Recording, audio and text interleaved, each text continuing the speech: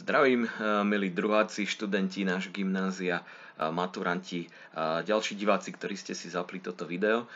Vítam vás na prvej téme z nášho dejepisu na Gymnáziu Andreja Kmeťa. Je to bilingválne anglické gymnázium. No a pár informácií na úvod. Moji študenti, pre ktorých je toto video primárne určené, tak majú pokyny na EduPage, čo s tým robiť. Väčšinu z tejto témy už samozrejme buď prebrali dávno alebo nedávno, no a vedia, čo s tým robiť. Poznámky majú k dispozícii. Ostatní môžete napísať komentáre, ak by vás niečo zaujímalo. Vzhľadom na to, že sme anglické bilingválne gymnázium, tak hodina bude vo väčšine po anglicky. Samozrejme, táto téma, úvod do štúdia dejepisu, do histórie, historiografia sa veľa dotýka aj našich slovenských dejín a tie my na našej škole preberáme v slovenčine, čiže budeme to striedať. No a poďme teda na to. Je to prvá téma, ktorá sa hodina, v podstate, ktorú dám do YouTube kanála, kde už máme vyše 70 videí, takže budem možno niektoré veci opakovať, ale dosť veľa vecí nám chýba, takže dnes sa skúsim tak zhrnúť tému, ktorú preberáme aj mesiac, aj dva na našej škole. So the topic of our day's lesson, history lesson at the secondary grammar school of Andreja Kmeťa in Banská Štiavnica, Slovakia, which is English bilingual study, is Introduction to History, which is the first topic. Historiography, it's probably the official name of this topic, and it is really big deal for any history teacher and any historian whether to teach this or not, to give some feedback or not.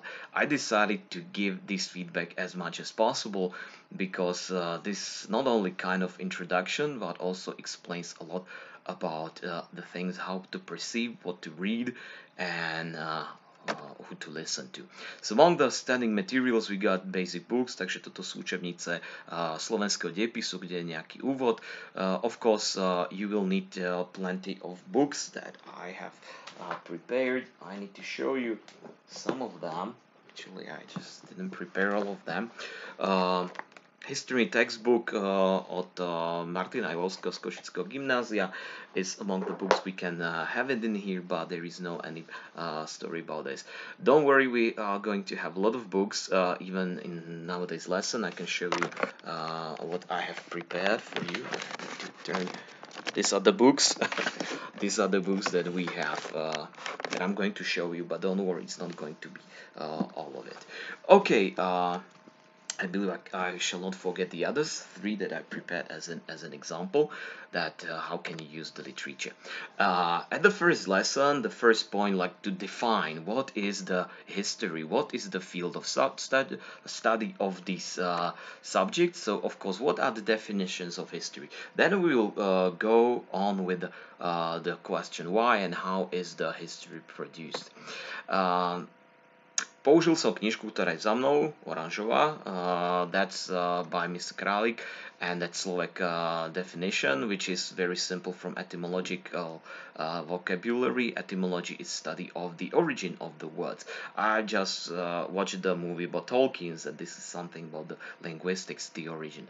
History, story, event from Latin historia, what is taken over from Greek historia, the written report about your survey about the experience from a Greek historio, which is I am the witness, I do the testimony, I speak about the watch, derived from the Greek histor, somebody who knows, the witness, somebody that is connected with eidon in Greek, I saw, oida, I know. So actually the historian or histor in Greek is somebody who knows, a wise man who saw the things and who knows something.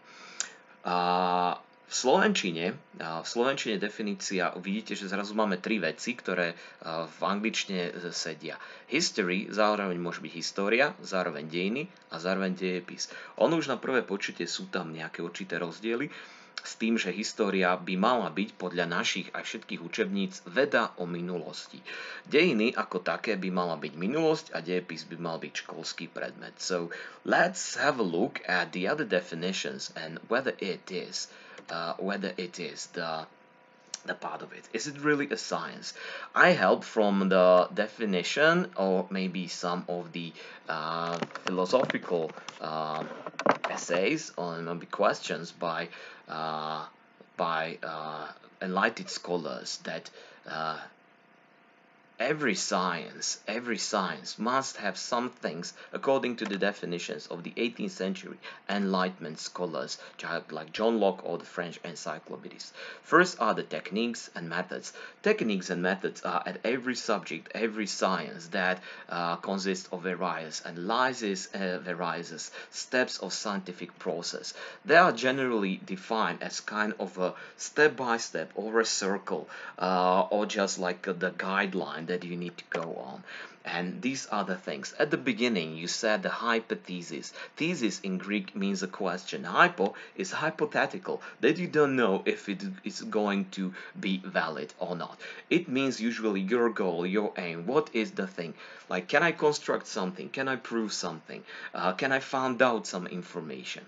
If you want to do that, if you want to find out the result, whether your hypothesis works, you must make a list of all the sources, all the documents, all the literature, and this phase, this step, this technique and method is called the listing. Po slovensky zhromažďovanie, či po hypotéze zhromažďovanie literatúry. Listing of literature and sources and of information and data is very important. The more you do, more things you have. The less you don't do the proper listing, then you may miss a lot of information, a lot of data, especially in history. Then you realize you got too many books, you got too many resources, too many information, numbers, and so on. That's why there is another step for this, and that is excerption. Excerpcia znamená výcud, výťah.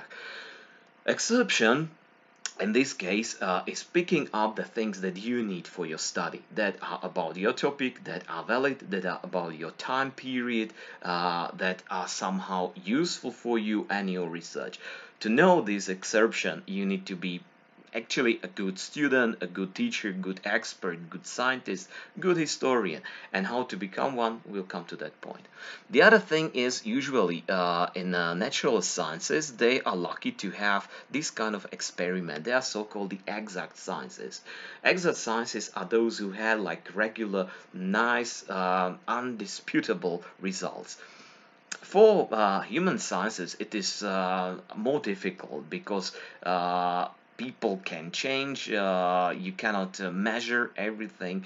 So in this case, the experiments can prove actually complete different thing or may prove nothing at all.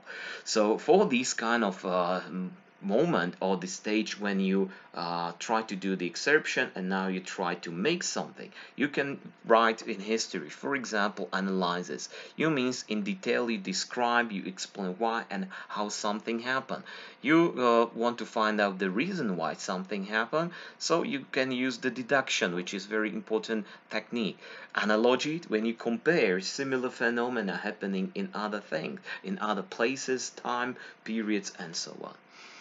If you have this valid, if it is proved, usually in the science you must have a guy who will give a criticism. I don't mean that he's going to offend you, insult you, no. He's going to read it and he or she is an expert and he gives you the feedback for this. What are the good and bad things, the wrong things, incorrect things. She gives you the questions. And you have to prove it. You have to give the evidence, the testimony. And in this process, it should become more true. Then you come to some kind of like final conclusion that is called generalization. And this generalization is kind of like a simple idea that comes to the end.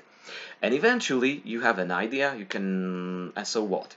The point is that you need to give it to the people. This is very important. You need to publish it in books. You need to show the video over the YouTube.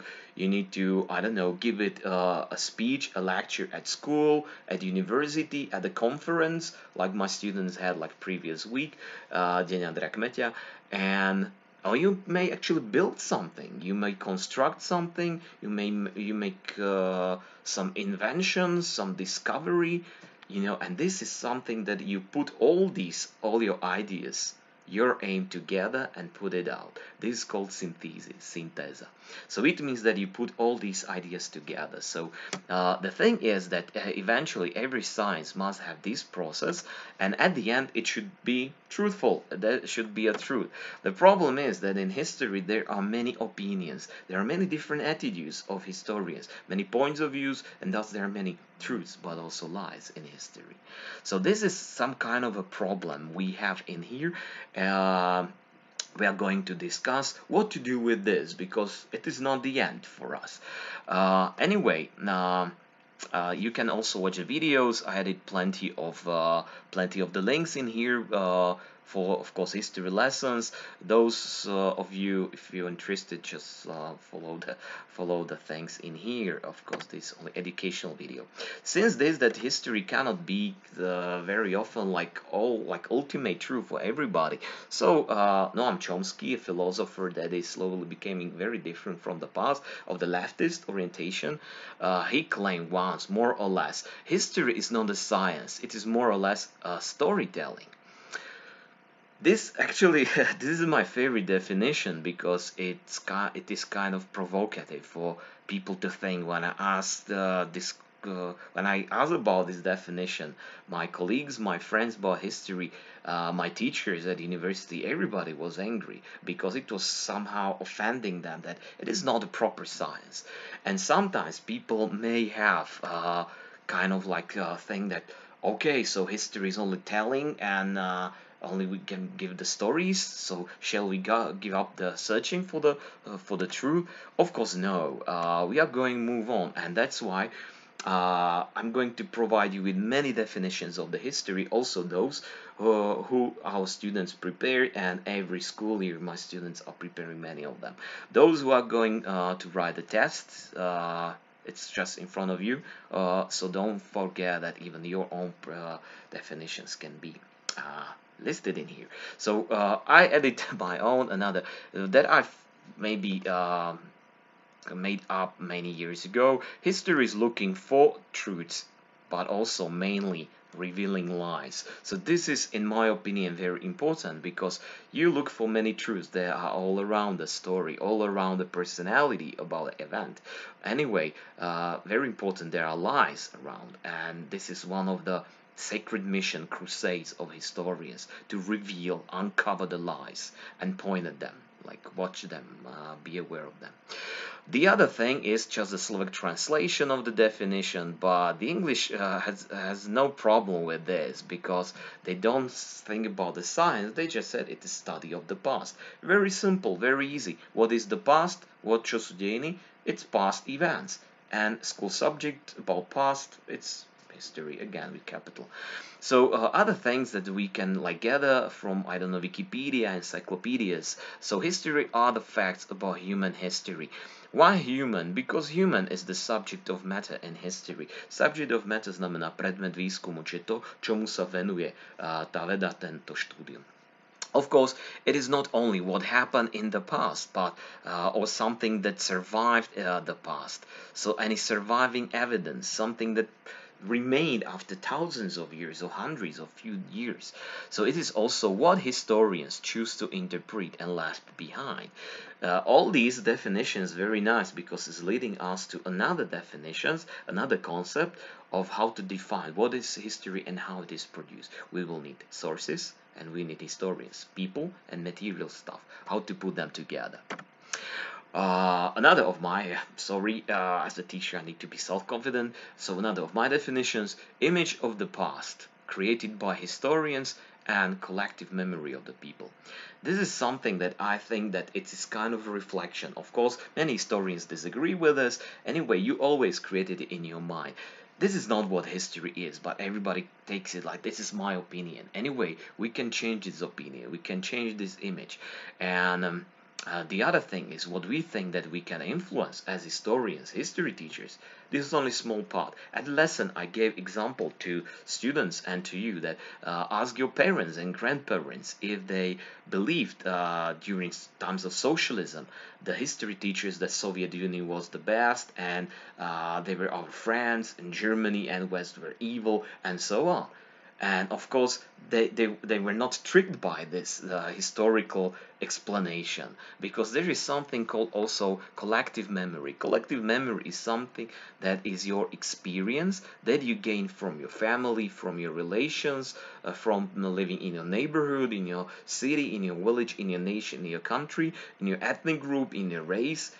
And it is very different how you perceive Second World War, Holocaust. It is very bit different if the testimony is given from the witness who was a Jew, who was a German, a former Nazi officer, Slovak Catholic, maybe some resistant fighter, and so on.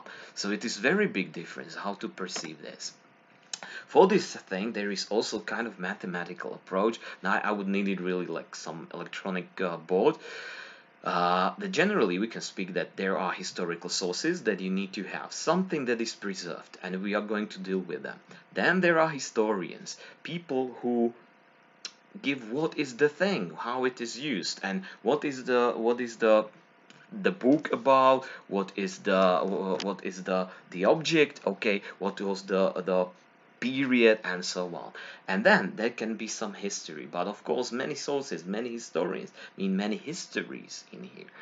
Of course, then you realize you don't have so many sources, so it should be limited, in the brackets. Then there are only few historians, only like 5, or like maybe 5 or 2 or 1 historian. Suddenly your history is getting smaller or larger, and you need to limit it with the limit of the number of pages of your book, the length of your video, and so on. Maybe only the interest in the topic. Among the definitions given by the students, there are many of them, but because of the lack of time, I'm not going to read them all. Anyway, the oldest are really cool. Some of them, David Tužincin said, history is what we think that happened in the past. Very interesting. History is not a very clear picture of the past made up from the facts that we think are important. Very good one. Everything we know and we have from the past by Maťo Dudák. Some students claim, like Vlaďka Rakova, that you need to remember the past for the future. And also other things like about growing material, and if something is important enough for someone to bother to document it, that is studying history right now in English. So there are many things how you can perceive history personally. Of course, this is not all, and many historians may claim that there is something different. Takto sa na to pozrie napríklad česká historiografia, ktorá sa venuje možno širšie a trošku otvorenejšie ako naša, prekonala veľa vecí, najmä nacionalistických alebo politických, a napríklad toto je z veľmi dobrej stránky dejepis 21. století, ktorí použili takýto pekný plagátik, čo všetko tvorí históriu, čo tvorí minulosť, čo bola minulosť, ale aj čo zostalo zabudnuté, veci, ktoré sa dejú, čo je historická pamäť, čiže čo si pamätáme, čo my považujeme za dôležité, za príbehy, možno s politikou, a od akademickej cez verejnú až po populárnu históriu, v podstate od kníh, vzdelávanie, múzea, poznávacie zájazdy, reenactment, čiže historický šerm alebo obliekanie sa, living history, média, filmy, YouTube, televízia, dokumenty, podcasty, historická fikcia, muzikály, videohry, filmy ďalšie. Čiže toto všetko má pre históriu význam a vidíte, že ono naozaj toho môže byť veľmi veľa, napriek tomu, čo si možno mnohí povedia, že asi by to nebolo. Z tohto pohľadu mohli by byť dokonca aj alternatívne dejiny alebo kontrafaktuálna história. Nejdem priamo otvárať tieto linky, ale sú to v podstate dejiny, ktoré môžu byť nejakým spôsobom vymyslené, ale nie sú to dejiny, ale pomôžu nám, sú takou barličkou, ktoré umožnia pochopiť význam niektorých udalostí. prečo sa to stalo, alebo prečo to má práve takýto význam. Okay, I forgot that I was speaking only Slovak, so that was kind of a revision. What was all the thing about what are the academic, public, and popular history, but also alternative history. Alternative history is anything you can find, like Godzilla versus Unionist army with Hulk and Spider-Man against, I don't know, in the ancient Indian gods, and so on.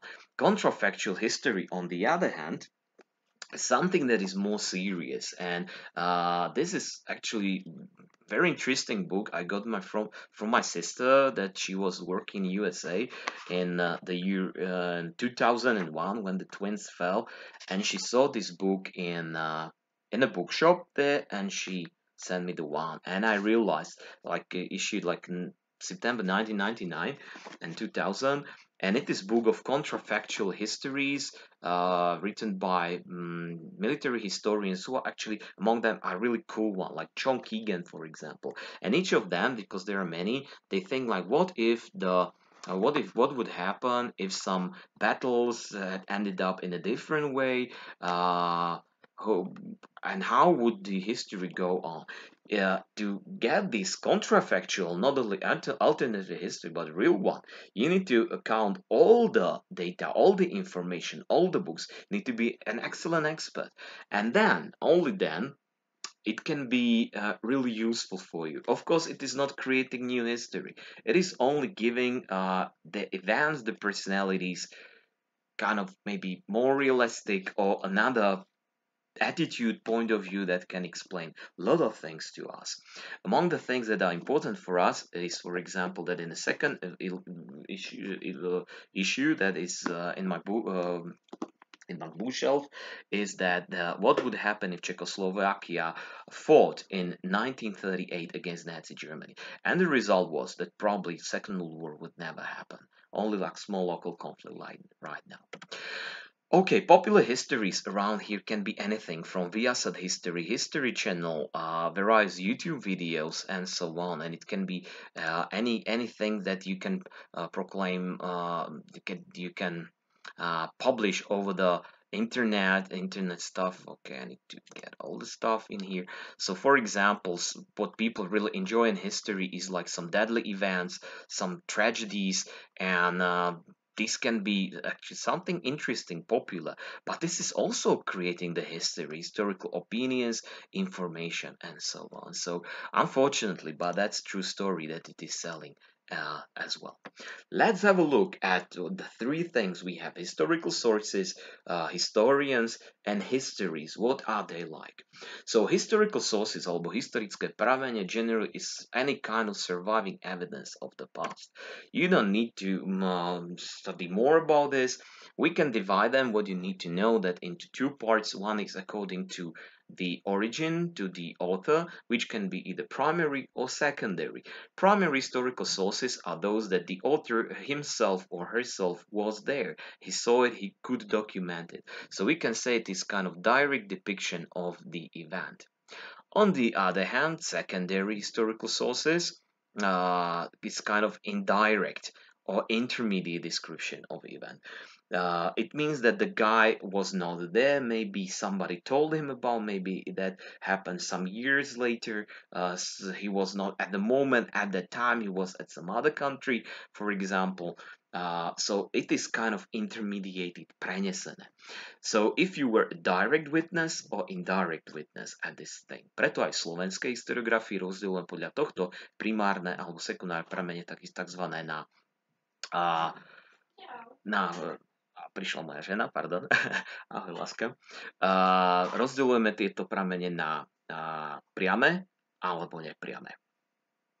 OK, mám prerušiť prenos? Nie. Dobre, tak budem pokračovať, toto bude na YouTube. OK, the other part, potom mi povedz, dobre? Keď budeš odchádzať. OK, she's going to ice hockey match tonight, so she's getting ready. The other division is according to the form. Form is how they look like. What are they like? So of course, logically, there should be most of them written, like the books and many others. Then pictorial with pictures, of course. Then there can be artifacts, predmety, and of course there can be audiovisual, which means you can listen to them, you can see them, and it's typical like this audiovisual, like these movies, documentaries, podcasts, and videos all around. And oral, the last one, is probably the most interesting, and this is oral history. Oral, it means speech. It is spoken with your tongue. So it is actually some human that is giving you the his or her experience, memories, and you somehow record it in a form, in a written form or audiovisual form. But the oral history is giving you the speech with all the emotions, bad words, with the dialects, but the feelings can be somehow enriching for us. What are these historical sources, for example? Like for my students, I gave them this like historical sources with examples, and also to create kind of a chart. And of course, it will be every year in the test. For example, a diary or police report, a painting or photo. This is a very nice example how to compare them. Testimonial, direct witness of some event, a fiction book, castle, building. That's the artifact. So this is kind of like activity for our history lesson. Anyway, there are some limitations of historical sources, and maybe I will be mean for a while. So of course, in these books, there may be a lot of tendency of the witnesses. There may be a lot of propaganda. Here in our libraries in Slovakia, still there are many books from like period of socialism. There may be historians who are nationalists and so on, supporting one or the other side. There can be different points of view, so they're not very reliable all the time. Of course, for us, it is the only possible information. As I said, we cannot compare it like from the biology, from chemistry, some experiment and use it. It works, it grows, it does not. In history, we have many of them. And what to do? So what can we do? We, of course, we must search and use many of them, many of historical sources to create, to find out true depiction, to create more objective image of the past. Let's have a look at one activity that I did for my students as an example how to work with historical sources. One day I found a map of Slovakia at the rooftop of my grandparents' house in Svätý Anton in Banská Štiavnica. Immediately I was astonished because the map was really unique. So I uploaded for my students, and I gave it. I gave them several questions in here. So what is the year of publishing of this map? What was happening in Europe at this time? Give some events, neighboring country Slovakia, differences, size, borders, maybe find some places those names have been changed, and some kind of a role play that you had particular localities and you need to set it up. So for those who don't have access to the map, this is actually classical map of maybe elementary school education, geography, vlastiveda of Slovak Republic, but obviously the map depicts different territories that we know today. And when I realized this one, Nemecká ríša, German Empire, Reich, Maďarsko, even to part to Ukraine nowadays, I realized that was a short period of time when there was Second World War, and thanks to legend you can find out all the things in here, including the year. And when you compare it, when you just search for the events that were happening at those weeks, days concerning European world history, Second World War times, it is really dramatic. Prejdem zase do slovenčiny, pretože toto môže iné, about the place names and topology, how the names, it can also give us interesting shift from kind of ethnic conflicts and also about the rise of communism in our country. Čiže ako príklad vám napríklad dám mestečka Svätý Antol, teda, ktorý tu sa na Svätý Antol, tak on sa dlho za socializmu nazýval Anton, teraz Svätý Anton napríklad. Predtým sa Nantal.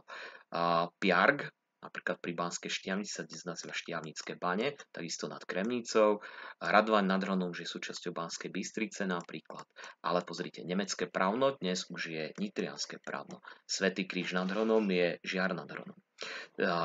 Another examples, ďalšie príklady, hlavne keď je na juh, a toto bude možno pre tých, čo sú z juhu, Parkan, Čata, Stará Ďala, Guta. Toto by pre mnohých Slovákov boli, možno aj Maďarov, ale hlavne pre Slovákov by boli veľmi, veľmi neznáme mená, ale keď ja vám poviem mená ako Štúrovo, Hurbanovo, Sladkovičovo, Šafárikovo, Palárikovo, je to dosť rozdiel. What they wanted to show, čo nám chceli oni ukázať? This land belongs to Slovaks, not to Hungarians anymore. Čiže táto krajina teraz patrí Slovákom a nie Maďarom. Dobre, toto bola teda ukážka, that was kind of example, what to do with the lesson. I should go back to my previous, so now I'm not going back. Okay, so about the sources later on, let's move to historians.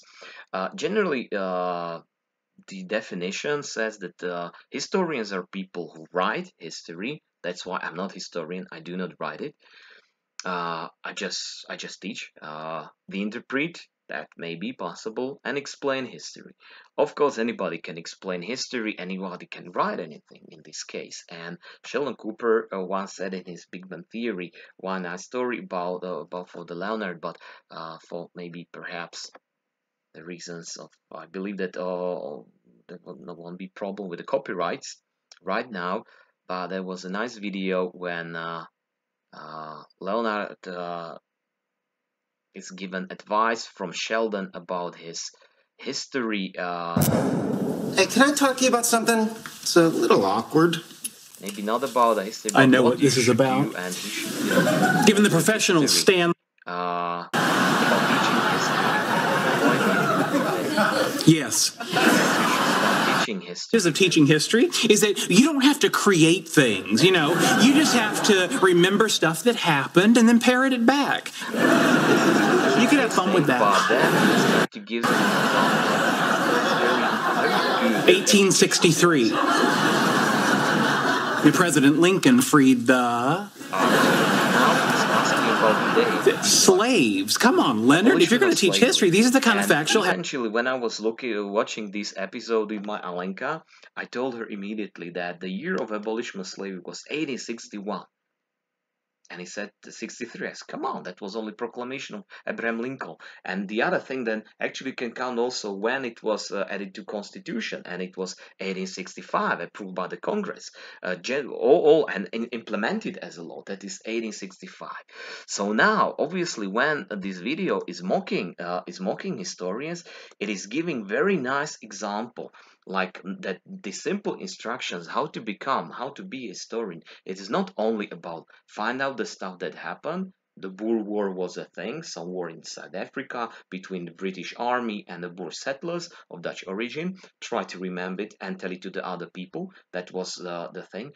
No, it is not so easy, because which of these information given by Sheldon was correct? Which of the years of the abolition of slavery was the true one? The point is that there are more things. What makes a historian, what makes him a good one, what influences, what are they like. So let's have a look at what makes a historian. Generally, what makes a historian is your knowledge. Knowledge is a tricky thing, because you could have read like plenty of books, you may have an excellent, but nobody's going to invite you to the TV debate, nobody's going to ask you for the interview, nobody's going to give you the contract for writing a book about history, because your knowledge is not enough. What proves your knowledge is valid and useful is your education, because only at universities, at historical institutes, you have to defend your thesis, in your synthesis, in your historical research, whether they are correct, whether they are right. And if they are not right, you need to rewrite them, you need to correct them. If not, you're not giving your degree, your university degree. So education in most of the cases should be the sign that that you are historian. Of course, many people studied various things, but they are useless when you're not studying. I was studying English, and the only thing I do with English is only teaching. That's all. So yes, there are two things. What makes historians should be good education, but also good knowledge. Some of my classmates then don't have this knowledge of history, or vice versa. My knowledge of English language is pretty lame compared to them. So these two things are just the basics. What makes you a good historian? There are a couple of things that you need to overwhelm. It is your point of view to understand, and you need to have more of the points of view. Your attitude. Your attitude is the thing. If you are like solid and valid and hardworking and so on. Then the other is your intention to write. Some people do their jobs to earn money. Some of them just want to influence people, do the politics, and so on. The other things that are very important is the ethics and moral, and I give you a couple of examples soon. The other thing is moral, because explaining history, in my opinion, could not be only about giving like some basic facts. It should be something that is giving some moral and ethical experience for us. And we'll come to that point again. What influences historians? Of course, many of the things, your political opinions, your religion. It is very different whether you are Roman Catholic, evangelical, writing about papal state, about crusades, about reformation. Your philosophy, if you are positivistic or if you are existentialist society you live in. If you're going to write a book about some events in, let's say, troubled times or Great Depression, or maybe I don't know, time socialism. It is very big different from a rich family, a poor family, working class, a peasants, or maybe a gypsy hamlet of Romani people. So this is very important. The other thing is in here is also the education. This is actually very important. So what are the historians like? When we compare it to historic sources, they may be subjective, not objective, undereducated, misunderstanding, wrong, close-minded, technocratic. Technocratic means that you don't want to be like very emotional. You don't want to support or blame the others. So you give only this Okama fishbone principle, only the basic facts and nothing else. And you got only some of technological information, technocratic. Or some historians could be and were liars. Of course, we try not to be the guys, or if you want to avoid them. So what are the limitations? Of course, the same with the historical sources. There is tendency, propaganda, ideology, insufficient education. Many of them. We don't even mention those guys. Wrong choice of the sources. So the thing is that some people just are not really accurate and proper exact in just good at doing this job. So again, just like historical sources, even historians may not be reliable. So what to do with them? Because who else are we going to give it up and not listen to historians because we just don't trust them? So read and listen to many historians to create more objective image of the past. And it is not only like debate club competition. It is about accepting the evidence, the proof of this. That's why among historians it is a good job. Trust me, I'm a historian.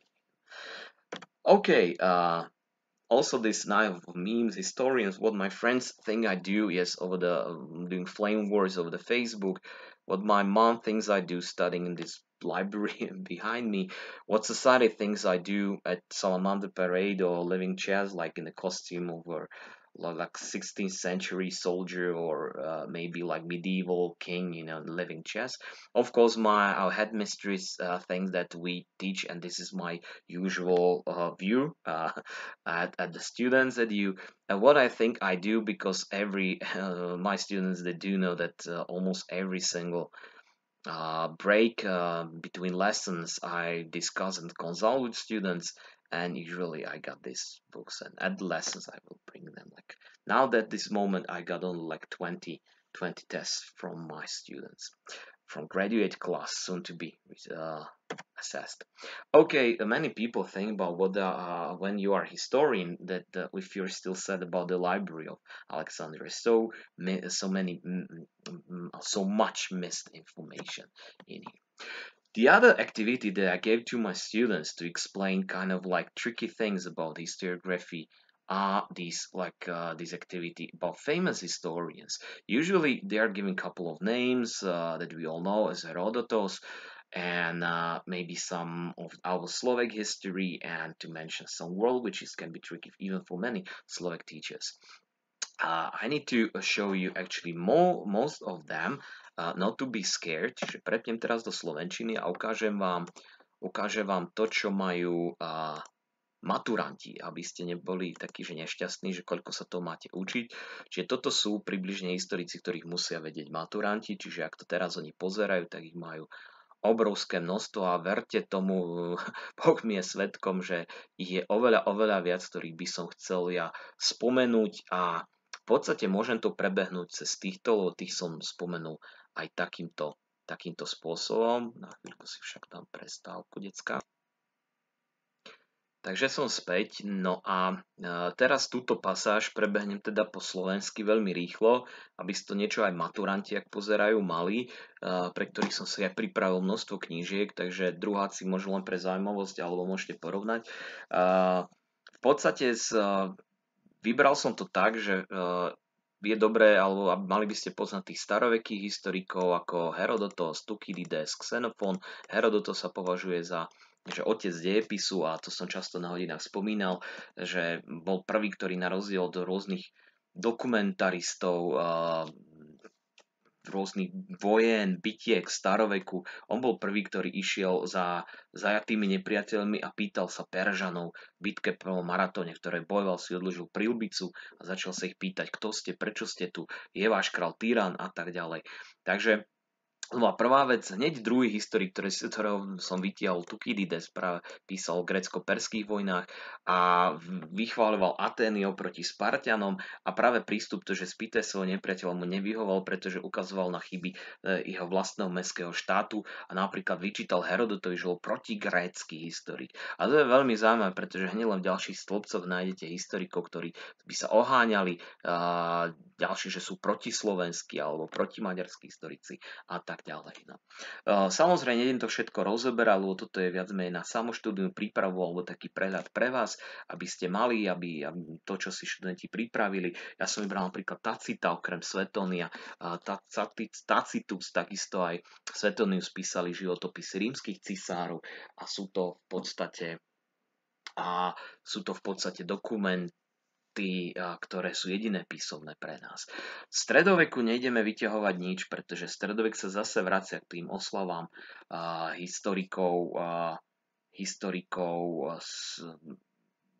oslavám kráľov, kráľovských skutkov, a sú plné rôznych mýtov, ktoré prechádzajú v podstate až do súčasnosti. A nielen v našej historiografii, preto sa trošku vrátim, asi aj po anglicky budem to takto meniť, cvičovať. So the Greek historians, like Herodotus, the founder of historical approach from the other point of view, was already the first one, but the other historians from Greece blame him for being anti-Greek. During medieval times, many historians were just documenting the chronicle writers, monks, usually in the service of the kings, and they, of course, cannot say and write down anything bad about them. So there were many myths around in here. The book I'm going to mention soon, again, is actually full of the examples. Čo sa zmenilo? Potom boli osvietenstva, so the period of enlightenment changed it for us. Matej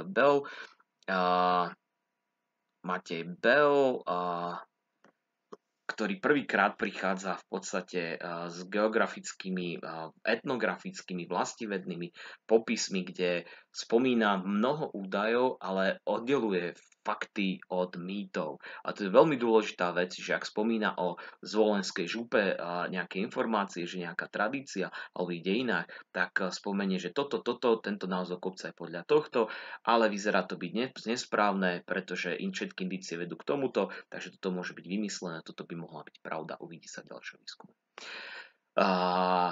Enlightenment period tried to bring this scientific approach, as Matej Bell in here with geography, comparative sciences. Anyway, there was another part, Juraj Papanek, that was period of kind of like defense of kind of rising nationalism.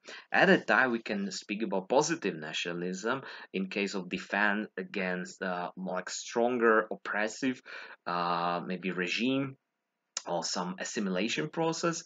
Anyway, Juraj Papanek wrote the first history of Slovak nation, in which he created even a lot of myths about not Great Moravia, but Great Slovakia, which was never used nowhere, anywhere. Práve toto prejdeme teraz pre Juraj Papanekovi, ktorý reagoval na práve takéto až mýtické dejiny, ktoré pobrali mnohí nemeckí napríklad, ale aj anglickí alebo maďarskí historici v 18. storočí a začali tvoriť dejiny, ktoré sa odvolávali práve na tie nepotvrdené, neoverené dejiny, ktoré tam boli. No a z týchto Papanekových dejín paradoxne vyšli celé generácie až do dnešných dní historikov, ktorí to berú históriu nejako možno hľadanie pravdy, ale hľadanie ich pravdy, ktorú oni si myslia, že je dobrá. Čiže možno nemalo by byť ani hľadanie pravdy ako také, alebo pravda, ale hľadanie dobra, alebo dobra pre seba, alebo svoj národ, svoju komunitu, svoj kolektív. Tu bolo naozaj namiesto Veľkej Moravy popísané Veľké Slovensko a mnoho mýtov, ktoré my sme Svätoplukom, že bol kráľ a nielen knieža, čo takisto nie je pravda napríklad. Pavel Jozef Šafárik was the first historian in our lands of Slovak origin who introduced archaeology, takže toto som vysvetlil aj pre našich ostatných. Then during the 19th century maybe there was a period of Štúrovci movement, Ľudovít Štúr movement, who actually struggling with these fake histories and real histories until the times when Julius Botto came. Ja som zabudol, že to pre maturantov rozprávam, takže pardon. Takže Šafárik predstavuje okrem tej čechoslovakistickej vízie aj príklad predstavuje archeologické nálezy v dejinách, poverovanie faktov v tomto smere materiálovej proveniencie. Julius Botto bol na konci 19. storočia prvý historik, ktorý sa pokúsil o syntézu takých vedeckých dejín Slovákov, kde keďže nebolo možné určiť teraz, ktorý je dobrý, ktorý je zlý, tak prvý sa orientoval napríklad, že ak my nemáme ak sa nejdeme hlásiť k uhorským kráľom, čo je podľa mňa chyba, tak poďme rozprávať o dejinách miest napríklad. Dejinách poddaných, dejinách pánstiev. Toto bolo množstvo vecí a je tu prvýkrát nejaká systematická syntéza slovenských dejín. Andrej Kmeť, jednoznačne zakladateľ slovenskej archeológie, naša škola je podľa neho pomenovaná. Václav Chalupecký bol napríklad z českých profesorov, zakladateľov Univerzity Komenského v Bratislave, ktorý učil celé generácie inteligencie, humanitnom smerovaní od právnikov, historikov.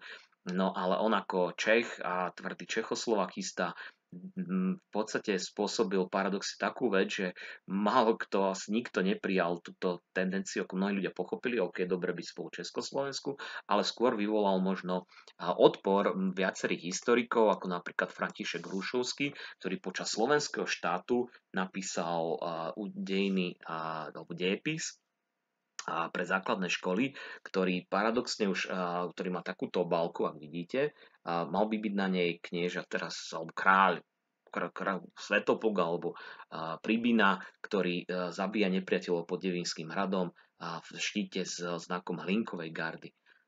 Čiže nacistického, klerofašistického ozbrojeného hnutia, ktoré slúžilo v podstate aj nacistickému Nemecku, domácim fašistom počas holokaustu, boju proti odboju, proti slovenskému národnému povstaniu. Ak predtým bola história, takže napríklad chalupeckí Česi, Slováci sú spolu, predtým nepriateľov boli Nemci a Maďari, teraz zrazu najväčší kamošmi Slovákov sú Nemci, s Maďarmi OK, niekedy tak, najväčší nepriateľia sú Česi, Židia, Rómovia, Cigáni a tak ďalej. Čiže úplne iné dejiny, ako by ste zobrali. Ďalej po druhej svetovej vojne William Pleuza napríklad prechádza úplne typickým príkladom komunistickej historiografie, kde už jedno, či Nemci, Maďari boli takí a takí, ale dôležité, že dobrí tí sú chudobní a komunisti a ľavica a všetci, čo sú bohatí a šľachta, cirkev sú automaticky zlo. A neexistuje, že by šľachtic mohol byť niekedy dobrý napríklad. On písal dlhé roky ako vynikajúci historik, pritom ale totálne dogmatická, marxistická, komunistická historiografia, kde videli ešte aj Slovenské národné povstanie ako začiatok komunistickej revolúcie na Slovensku. S tým sa však niektorí komunistickí historici vysporili, ako Jozef Jablonický, ktorého knižku tu bohužiaľ nemám, Povstanie bez legend, ktorý toto prekonal v 60. rokoch, napríklad začal písať o tom, že paradoxne prišiel na to na základe štúdia tých všetkých dokumentov a hlásení, že Slovenské národné povstanie dopadlo zle práve kvôli príliš veľkej aktivite komunistických partizánov pod velením Červenej armády a preto vypuklo predčasne kvôli tomu, že Nemci zasiahli skôr proti partizánom. Inak mohlo prebehnúť ako prevrat veľmi úspešne ako v Rumunsku a v Bulharsku. Za to Jozefa Jablonického komunisti perzekuovali a paradoxne z komunistického historika sa stal disident, čiže prenasledovaný človek, ktorý nemohol publikovať, ale paradoxne vďaka tomu sa on dostal aj k rozhovorom s bývalými ľudákmi, ako s Alexandrom Machom napríklad. Ďalších ostatných, ktorých by som spomenul, toto už je možno aj pre druhákov, potom po anglicky sa vrátim spätne. Matúš Kučera bol práve taký z historikov, ktorí počas socializmu písali množstvo vecí, venoval sa stredoveku a aj novoveku v našich dejinách, patril medzi špičkových historikov, písal aj pre Mladé leta, aj toto je vyslovene, že Mladé leta, Slovensko na prahu novoveku, veľmi dobré čítanie, avšak už časom tí historici sa menia, možno sa menia ich názory a ako Matúš Kučera sa stal taký viacej nacionalistickým historikom v dnešnej dobe. Vojtech Zamarovský z tohto obdobia sa stal svetoznámym, prečo som knižku nezobral, neviem prečo, to by ste mali vidieť, dejiny písané Rímom, objavovanie Troje, obrovské množstvo kníh o staroveku, o Egypte, Sumeroch, preložené do desiatok jazykov celosvetových, radia aj Vojtecha Zamarovského medzi najvýznamnejších slovenských historikov a popularizátorov, pretože takisto písal najmä pre mládež, kde v podstate veľmi pútavým štýlom bez citovania odkazov na zdroje dokázal ľudí vtiahnuť toho príbehu. Čiže nemôžete z neho citovať, ale môžete ho si prečítať veľmi zaujímavé, posunúť tú knižku ako veľmi dobré čítanie. Ďalší, ktorý tu mám, či profesor Alberti, ktorý aj mňa učil, Daniel Rapant, ktorý bol významný historik, ale v podstate mizogín, Ivan Kamenec, ktorý dnes v dnešnej dobe je významným historikom, ktorý oponuje mnohým nacionalistickým historikom a v podstate drží tú zástavu odboru nad štúdium holokaustu na Slovensku. Dušan Kováč, jeden z najvýznamnejších historikov našich dejín, takisto aj keď edícia Lidové noviny, vydávajúca knižky Dejiny státu, ho požiadala, aby napísal knižku o Slovensku, dejiny Slovenska, tak je to práve od neho, ktoré sú najmä 19. a 20. storočiu, tak je to aj primerane toľko. Ďalší ostatní, Mária Hronský, Vladimír Seger, sú napríklad vojenskí historici, z nich som vybral paradoxne tretieho, ktorý tu ani nie je, to je Vojtech Dang, legendárna knižka Bitky a boiska v našich dejinách, ale s Vladimírom Segešom sa dobre poznáme, takže ak by ste potrebovali z Vojenského historického ústavu v Trnave niečo, tak stačí povedať. William Kratochvíl je náš hlavný slovenský didaktik dejepisu, čiže on nám radí, ako učiť dejepis, aj keď ja sa až tak veľmi neriadím jeho radami a na školeniach sme tak oponovali a mi v podstate dal požiadanie, že môžem učiť aj tento úvod, aj tie staršie dejiny, ale musím to nejako zvládnuť, takže toto je jeden zo spôsobov, ako si pomáham. Jan Lukačka, Tatiana Štefanovičová alebo Jan Steinibel, historici, ktorí sú odborníci špičkoví a venujú sa skúmaniu v podstate stredovekých dejín, tak Jan Steinibel je jednoznačne asi najlepší. Toto je knižka taká veľmi, veľmi tenká, Nitrianske kniežatstvo. Bol napríklad, je to jediný historik, ktorého, keď sa Česi nemohli dohodnúť, to napíše syntézu dejiny stredovekých Čiech. sa pohádali, tak ponúkli to pánovi Steinibellovi, ktorý napísal z brucha parádnu fantastickú knihu. A Stanislav Matekina pre maturantov som vysvetlil na hodine, Ľubomíra Liptáka vám o chvíľku vysvetlím pri Jacquesovi Le Goffovi, pri ostatných historikoch, ale tým de Langeovú môžeme spomenúť a paradoxne tento deň, keď nahrávam toto video, tak ona má dnes v Banskej Štiavnici v Rubigale besedu, veľmi peknú o posorkách, minulý rok o pandémiách a spracovaná novovek, život na šľachtickom dvore, parádne, fantastické čítanie o tom, nielenže ako teraz šľachtici, že kto to boli, čo to boli, ale ako sa obliekali, čo jedli, čo mali na raňajky, ako hygienu riešili, v čo verili napríklad, ako si zaľúbené listy písali. Toto sa venujú obrovským množstvom v podstate historici na rôznych úrovniach, volajú sa dejiny každodennosti. Richard Marsina je hlavný slovenský diplomatik, ktorý spracuje listiny. Ladislav Vrteľ je slovenský hlavný heraldik, ktorý je autorom nášho štátneho znaku, knižka 8 storočí slovenskej heraldiky, takisto aj nielen znaku, ale aj vlajky, čiže takisto symbolika, k tomu ešte prídeme potom v tej ďalšej časti, je v podstate nie je náhodná. Alexander Rudka ako archeológ, ktorý jednak píše, ale Pavel Dvořák ako archeológ, ktorý točil dokumentárne krátke série, veľmi atraktívne.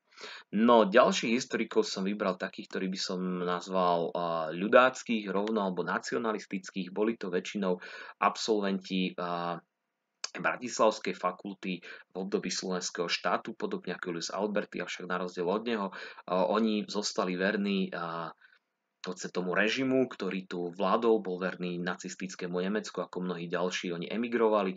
Milan Ďurica v Taliansku a František Vnuk potom v Kanade, písali množstvo kníh, prednášali na univerzitách, ale ich interpretácie dejín často v angličtine, v taliančine, našich dejín bola vždy s obhajobou jednak toho režimu alebo s dôrazne pozitívnej úly katolíckej cirkvi a vyslovene si vyberali veci a také, aby interpretovali aj pramene, aj knihy, aby jednoducho vytvorili pozitívny obraz, ktorý celkom nebol pravdivý. Robert Lec, ktorý teraz myslím, že učí takisto v Bratislave, opraví sa v komentároch presne na ktorej katedre teraz, ale možno viacerých z vás bude učiť, tak môžete s ním o týchto veciach diskutovať, pretože aj pri učebniciach pôsobí a možno by mal k tomu čo povedať. Martin Lacko je napríklad takisto historik, ktorý je, poviem to, z tejto skupiny historikov, aj keď približne v mojom veku. No a on pracoval na o pamäti národa, kde takisto mal sa venovať zločinom všetkých totalitných režimov, venoval sa iba komunistom a všetko, čo vypustilo fašistov, bolo iba pozitívne. Takže preto aj prepustili jediní, kto ho zamestnali v podstate v nedávnej teraz minulosti, boli paradoxne Kotlebová strana. Takže bolo to priam veľavravné, no a momentálne v tejto dobe predsedom parlamentu Boris Kollár, ktorý jedným z asistentov je Anton Hrnko, historik zo Slovenskej národnej strany z 10 strán, kde tiež je interpretácie dejín, je poviem taká, že pronárodná, ako sa oni nazývajú, a na historikov ostatných, ktorí sa snažia sa spýtať aj tých Peržanov, Maďarov napríklad, alebo Čechov, alebo pozrieť sa do zahraničia, alebo aj na Ľudovita Štúra z toho negatívneho pohľadu jeho neresti, nielen cnosti, tak by nás považovali za nejakých protislovenských historikov. No preto je dôležité, aby človek išiel študovať, napríklad aj von ako Jakub Dráby, ktorý študoval históriu na Oxforde, takisto bol aj na našej škole, dúfam, že znovu príde, no a venoval sa práve Rogera Griffina, ktorý bol jeden z najvýznamnejších a je najvýznamnejší historik fašizmu na svete, tak u neho študoval v britskom fašizme a k tomu začal komparatívne deň porovnávať aj so slovenskými fašistami, ale aj maďarskými, talianskými a tak ďalej, britskí fašisti, takže veľmi dobre kvalitné štúdie a zrazu potom náš Jozef Tiso nevyzerá ani zďaleka tak honosne. Pôjdem ešte k ďalším potom, k Madeleine Vatkerty, ale Anton Hruboň, ktorého som aj mal tú česť učiť jeden semester na katedre histórie v Bystrici, ktorý momentálne tiež patrí medzi najlepších odborníkov práve na fašizmy, pretože ich je samozrejme viac a toto je práve jeden z príkladov ľudácka čítanka, kde on v podstate len vyberá cituje priame zdroje, pramene, vyjadrenia ľudáckych vodcov a vy si z nich v podstate môžete sami vybrať, samozrejme to tam aj vysvetľuje, o čo ide, ale môžete to potom porovnať reálne s tým, čo píše Milan Ďurica a čo sa môžete dočítať reálne v prameňoch, alebo keď to porovná napríklad s maďarskými alebo britskými fašistami.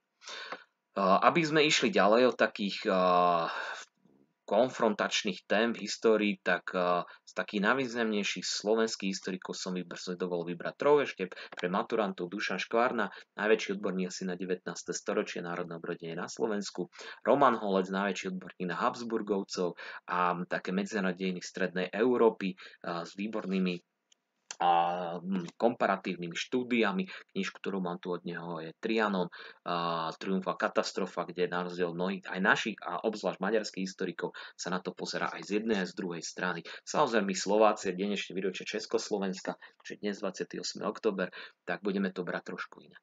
Ďalší historici sa však snažia práve o tú komunikáciu a takto sa aj mňa zatiahol práve medzi nimi aj Štefan Šutaj, profesor Šutaj z Košíc na katedre histórie, ktorí nadviazali kooperáciu práve s mladými maďarskými a slovenskými historikmi, ktorí sa snažili tieto veci, aby sa snažili ich prekonať, a nám tým mladým pomohlo tým, že sme rozprávali po anglicky. A zrazu sme si lepšie rozumeli a vedeli sme prekonať. A tým, že idete študovať vonku, zrazu pochopíte, že ten svet nie je o tom etnickom konflikte medzi dvomi národmi, etnikami alebo 120 rokov, 104 rokov starej záležitosti, ale je tam toho oveľa viac. Takže ja som mal to šťastie, že som sa zapojil do viacerých konferencií a naozaj veľmi veľa som sa dozvedel. Je to naozaj open-minded experience. Jan Rýchlik je najväčší odborník na československé dejiny v 20. storočí, manželku má Slovenku. Naozaj vie lepšie asi slovenské naše súčasné dejiny lepšie ako aj naši politici a historici, takže odporúčam čítať.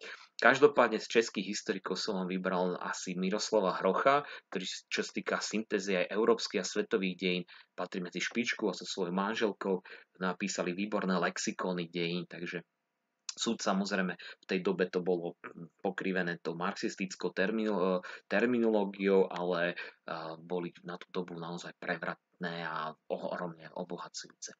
Z ostatných, čo som vybral, som Arnolda Toynbeeho, ktorý bol napríklad britským historikom, poradcom pri tvore Parískej mierovej konferencie, a on bol jeden z tých, ktorí kritizovali usporiadanie Versaillesského systému po prvej svetovej vojne. On vtedy hovorí, že to je vlastne ďalšia vojna nás očakáva. Tak ako Winston Churchill, ktorý má množstvo vecí na rováši, ale bol to historik a potom napríklad vedel predpovedať, že Hitlerovi sa nesmieme postaviť, treba brániť Československo, inak tá vojna neskončí. Poliakom už nestihneme pomôcť a presne to sa stalo a Winston Churchill tak sa stal premiérom ako historik. Jacques Le Goff a Marc Le Bloch boli vlastne francúzski historici tiež z obdobia druhej svetovej vojny, ktorí ako mladí pôsobili, založili školu Les Annales, čo znamená vlastne letopisy. No a práve tak ako Tim de Langelová a Ľubomír Lipták písali o dejinách každodennosti, o stredoveku, naozaj špičková literatúra, veľmi odborná, veľmi kvalitná. Ak by vás však možno viac zaujímalo Tim de Langelová práve Liptáka, kde písal napríklad o tom, ako boli jazzové koncerty v Bratislave, Banskej Bystrici počas 20-30 rokov. Paul Johnson je historik, asi najvýznamnejší v súčasnosti, konzervatívny, pozitivistický historik, ktorý píše o čomkoľvek, naozaj knihy od renesancie, starovekie, porovnanie Hitlera so Stalinom, tam môže byť naozaj čokoľvek, takže obrovský mozog v tomto. John Keegan, to som vám už spomínal pri vojenských dejinách. Richarda Evansa vám spomeniem o chvíľku s touto knižkou, ktorú tu mám a po anglicky to prebehnem. Timothy Snydera často teraz mnohí citujú, množstvo rozhovorov poskytuje, pretože výborný odborník práve na vzťahy východnej Európy. Thomasa Pikettyho ako ekonóma, ktorý práve preberá históriu a ako ju spája, veľmi zaujímavé. Tim Marshall, novinár, ktorý práve rieši geografiu a veľa znám Prisoners of Geography, zajatí geografie. Toto je jedna z mnohých knížiek, ktoré vydá ako blockbustery Zomrieť pre vlajku. A to je aj dôvod, že prečo vás budem učiť v tomto úvode aj o vlajkách, heraldických symboloch a tak asi už netrpezlivo čakáte, takže ja to asi v popisku na to video napíšem, že od ktorej po ktorú minútu je ktorá pasáž, a ktorú si máte potom pozrieť. No a nakoniec napokon, čo budete pozerať, mnohí moji študenti, je John Green, takže John Green nie je len ten známy novel writer, ale aj historik a budete ho vidieť a počuť. Dobre, toto bol krátky slovenský exkurs. Sorry lads that I was speaking Slovak for so long, but that was kind of information for my graduate students. So we shall come back to this part. Actually, I started, but then I realized I need to switch only to Slovak. And at this moment, my choice of historians that I picked up was to show that how many of them during the histories there were and how different were they, how ambiguous it was, that you cannot celebrate one or the other historian. One was great, he missed many things, he didn't finish his story. When some are excellent, so they're nationalists, the other are maybe communists, the other are too young, the other oriented only one part of the history. So this is the point, this is something that we have in trouble, like what to do when we have some fact, when we have something to do and to know. I ask my students to know these guys, at least to have like basic overview of historians when they come to the bookshop and they buy, or maybe to understand this beautiful cartoon about Mr. Pavel Dvořák, who showed a series of short documentaries at Slovak television in 1990s about archaeology, and every episode started with some mystery around, and he was just asking the other archaeologists, explaining documents, explaining the excavations, and eventually at the end of each episode he just said that this is the fact and the rest we do not know, and we cannot make up some fantasies, some dreams. This is very important. That's why all other lads from Bronze Age period, Ottoman wars, medieval times, or even a mammoth is hugging him with his trunk. Okay, one of the activities at my lesson, and this is in my opinion important even for Slovaks, but even for the watchers around. So firstly, I will speak about in English, is the trial between David Irving and Pingbing's Wood Limited and Deborah Lipstadt, historian, that she said about David Irving he was a liar. David Irving was a famous, and still is a famous or infamous historian who is one of the greatest experts about fascism, and he wrote books that denied Holocaust even happened. There is actually a movie with Rachel Weisz and other great actors about historians. Imagine you watch a movie in which there are historians arguing at the trial. Like, what's the point? Actually, the movie, and my students, they know it very well, so I believe that again copyrights are not such a big deal for us, since we have educational I said to you quite tastelessly that more women died on the back seat of Senator Edward Kennedy's car at Chappaquiddick than ever died in a gas chamber at Auschwitz. Excellent actor. That the Holocaust never is my happened. pleasure. And he gave a lot of evidence. For the reasons that people become deniers, they often have an agenda which they won't admit to. Why do you continually denigrate the work of David Irving? You can have opinions about the Holocaust, but I won't meet with anyone who says the Holocaust didn't happen. Professor Lipstadt, I am that David Irving. And I've got $1,000 to give anyone who can show me a document that proves the Holocaust. I will not debate you, not here, not now, not ever. Deborah Lipstadt, Assumption of innocence. Yeah, not in the UK. And also There were no gas chambers anywhere at Auschwitz. Here is one of the largest killing machines in human history. You know what it is, it's how we prove what it is. Not history about fascism. What if we lose? Suddenly it becomes acceptable to say the Holocaust didn't happen? The word denier is particularly evil. Well, freedom of speech means you can say whatever you want. The phrase is a poison to which there is no antidote. What you can't do is lie and expect not to be accountable for it. There are no holes in that roof, therefore there never were any gas chambers. No holes, no Holocaust. He wanted a catchy phrase, he's got it. Where's the evidence? Where's the proof? Not all opinions are equal. But I'm not a racist. The earth is round, the ice caps are melting, and Elvis, it's not a lie. That in David Irving, in his attitude, he actually started with kind of like picking only those historical sources, they proved only his opinion. There's something that I want you to understand. It could be also with the Jews, with a lot of hoaxes about Soviet Union, about Germany, about UFO, and many others. And this is the thing. There is actually a whole bunch of authors doing this, because there is still demand within far-right movement, maybe neo-Nazi movement, countries that are in conflict with Israel. And just like many hoaxes and conspiracies, there is still audience. While there is audience, so there will be people still doing that. So you see, there is a huge article about Holocaust denial with a lot of footnotes, one by one. Nina Pavlovic, Slovak link at English Wikipedia. So there are actually many things in here. Anyway, this President's law in the UK was a really dramatic thing in here, because in case David Irving won, if he had won, he could have been like the winner, and in this case there could have been books published about history that Holocaust never happened, that lies were being published. It was a good thing for us, for the truth that Richard Evans gave a lot of examples how David Irving picked up only few words from the diary of Joseph Goebbels about the Kristallnacht, the Crystal Night, the pogrom against Jews in 1938, even in Petržalka, in which Hitler claimed that they want to save them, which was not true. He just picked up few words, put them together as a brand new sentence, completely different meanings. Plenty of examples like this, also made by Mr. Vnuk or Jurica, are very similar. And that's why if you want to argue, if you want to be the opponent of this great, well-studied, well-educated man who is maybe confused or his intention is different, you need another expert, you need another historian to read. So as you see, this is another thing for us, and it's even for the thing is that even Holocaust was kind of like denied until Alfred Vrba, Rudolf Wetzler, two Slovak Jews from Holocaust who escaped, and they actually managed to escape from Holocaust and wrote down a very detailed report that eventually the Allies accepted that it is happening, and even there is another movie about them, the report Správa.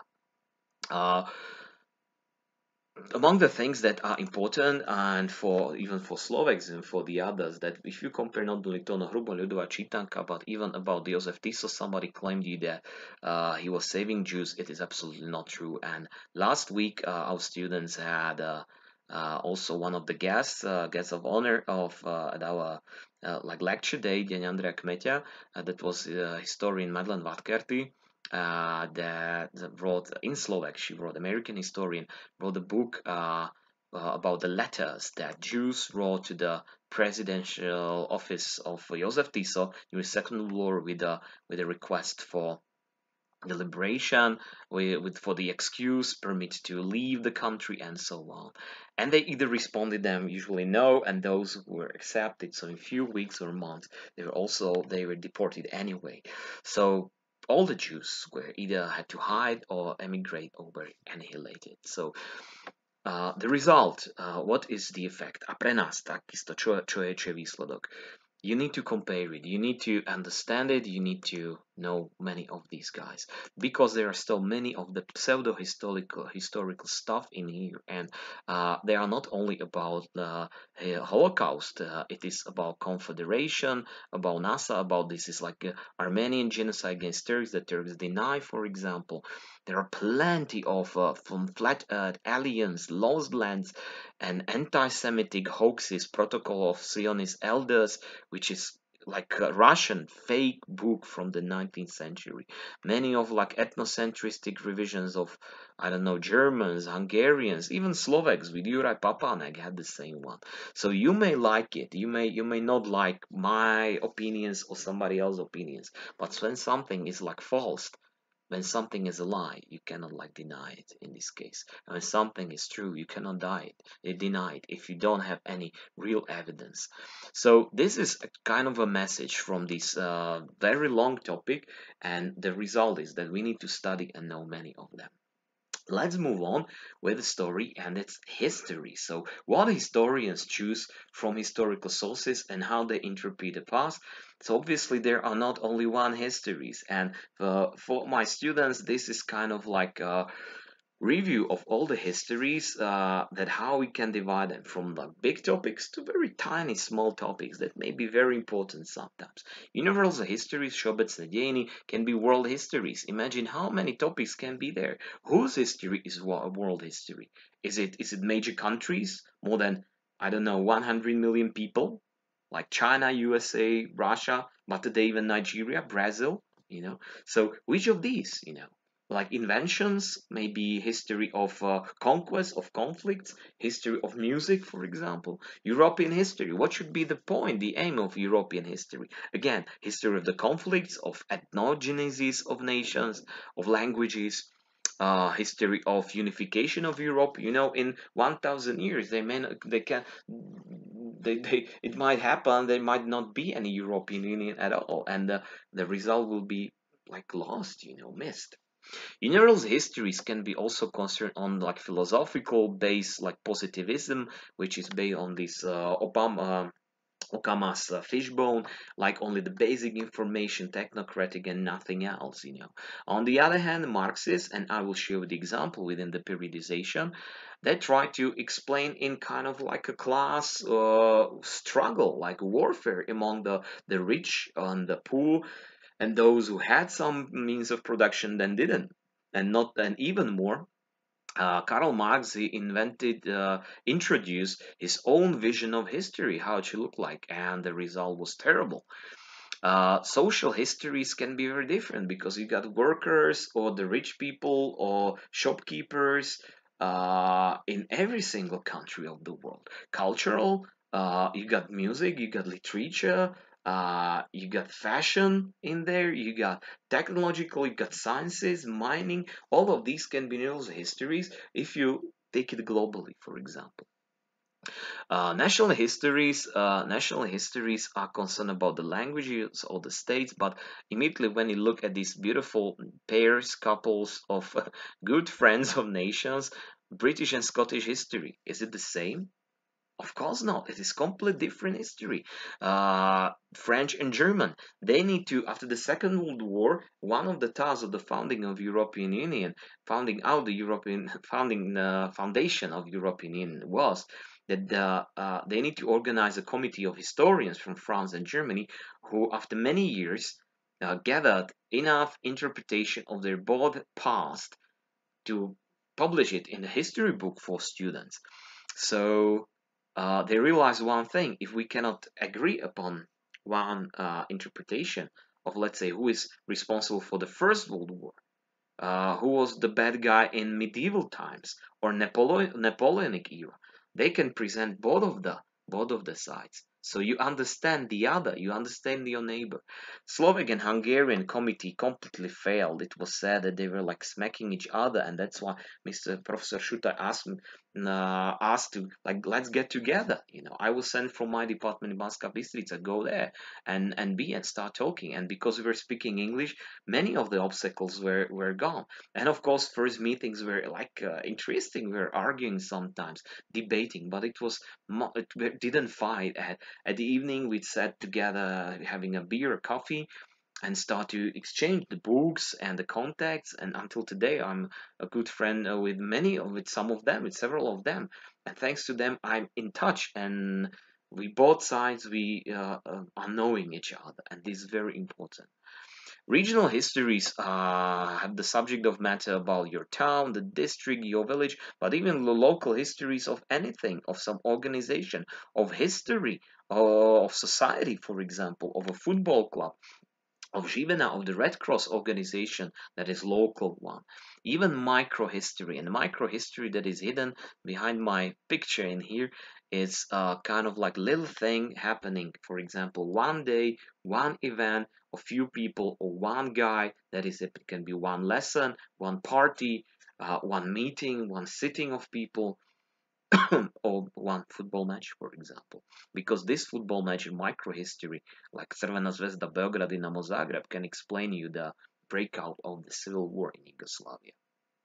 Anyway, personal histories are written in both in two versions, one as biography, the other as autobiography. Biography, životopis, it's written by somebody else, autobiography by myself. Actually, all of these comes from the Greek because graphein means to write, bios means life, auto means self, by myself. So if you speak Latin or Greek, you know this. So now all these different points of views and attitudes using each of different languages and terminology may create either positive or negative image of the past event. So the same topic may have different interpretations. As an example, I picked up three phenomena or events for the three various national histories. One is for Slovakia, one is for Hungary, and one is for Turks or the Ottoman Empire. Since I was there with my students Comenius project, and I talked to my friends from Turkey, and just like we are Hungarians, we still haven't overcome many of these like past interpretations. Anyway, I pick up the Battle of Moháč. For Slovaks, of course, this is beginning of the so-called anti-Habsburg uprisings and anti-Ottoman wars, or anti-Turkish wars, which is not very correct name. So long conflict began. For Hungarians, because they were occupied, their lands were occupied for many years. So the catastrophe of the occupation, not of the Turks, we were not so bad at the beginning. Turks, of course, it was one of the greatest victories for their military. So for them, it is a great event for them. And it is also when the history teachers in Turkey asked me, Miran, do you teach about this? Yes, of course. And that was very interesting to compare it, of course. The Treaty of Trianon, for us, and today, as I said, it was kind of result of the creation of Czechoslovakia. And for us, it was a deliberation from Austro-Hungarian Empire and the period of political and linguistic assimilation called Magyarization. For Hungarians, they lost 2/3 of the population, 2/3 of the territory, and those who signed up the treaty accepted the situation with at least 2 million Hungarians staying over like the borders at that time.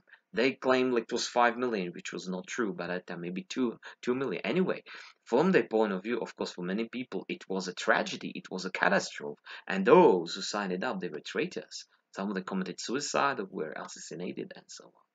For Turks, they didn't matter because they had their own treaty in which, Treaty of Sèvres, they need to fight for, and they refused to sign it. They were fighting, and another treaty was good for them, that was Treaty of Lausanne. They didn't have this trauma as Trianon, and something that we may celebrate or we just don't care about history. Hungarians, they remember it because it is like memento for them, and they need to remember, but in this case you still like grow something negative in here.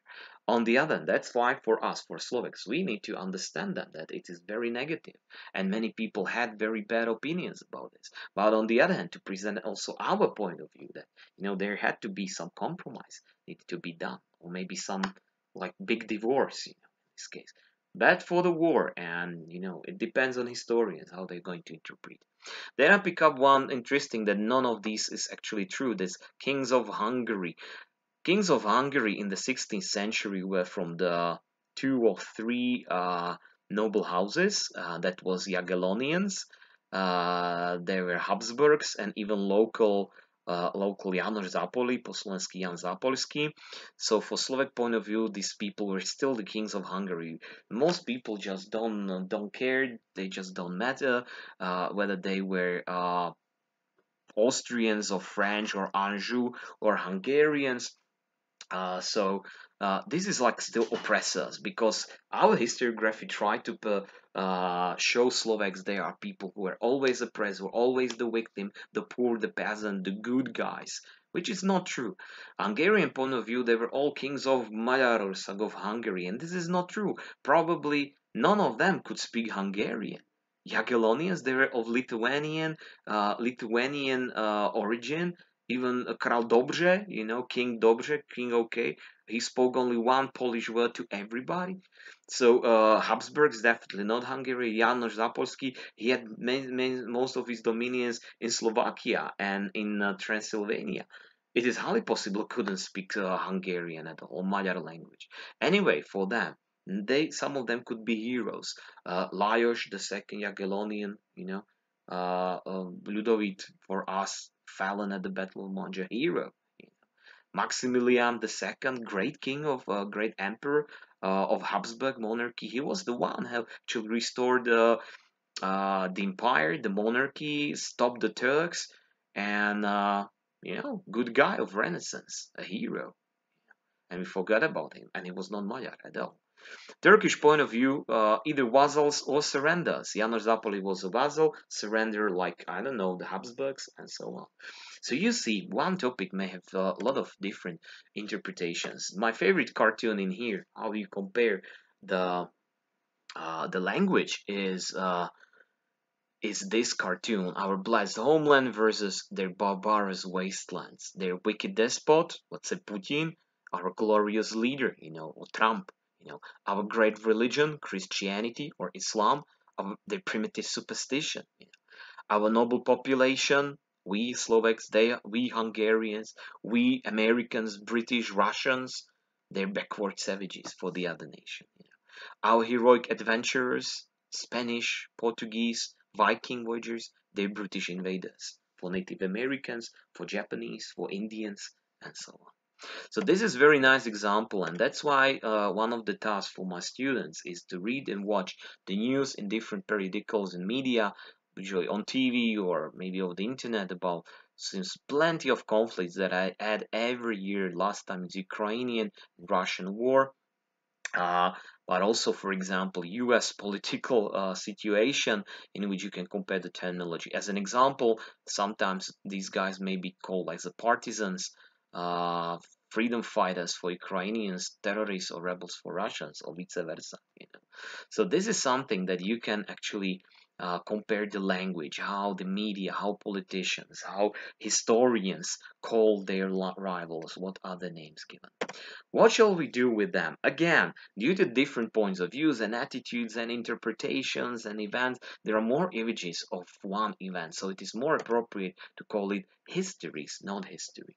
Pre slovenčinu je to veľmi jednoduché, pretože máme históriu ako vedu, ale dejín máme veľmi veľa, už to je množné číslo. So in Slovak, dejiny, it's actually plural word, so this is easy. Thus, if you want to know history, you should know also the methods and techniques of historical work, how they are produced, how it is this thing, and this writing about history, how to make history, is called historiography, and that's why the topic of these days was historiography.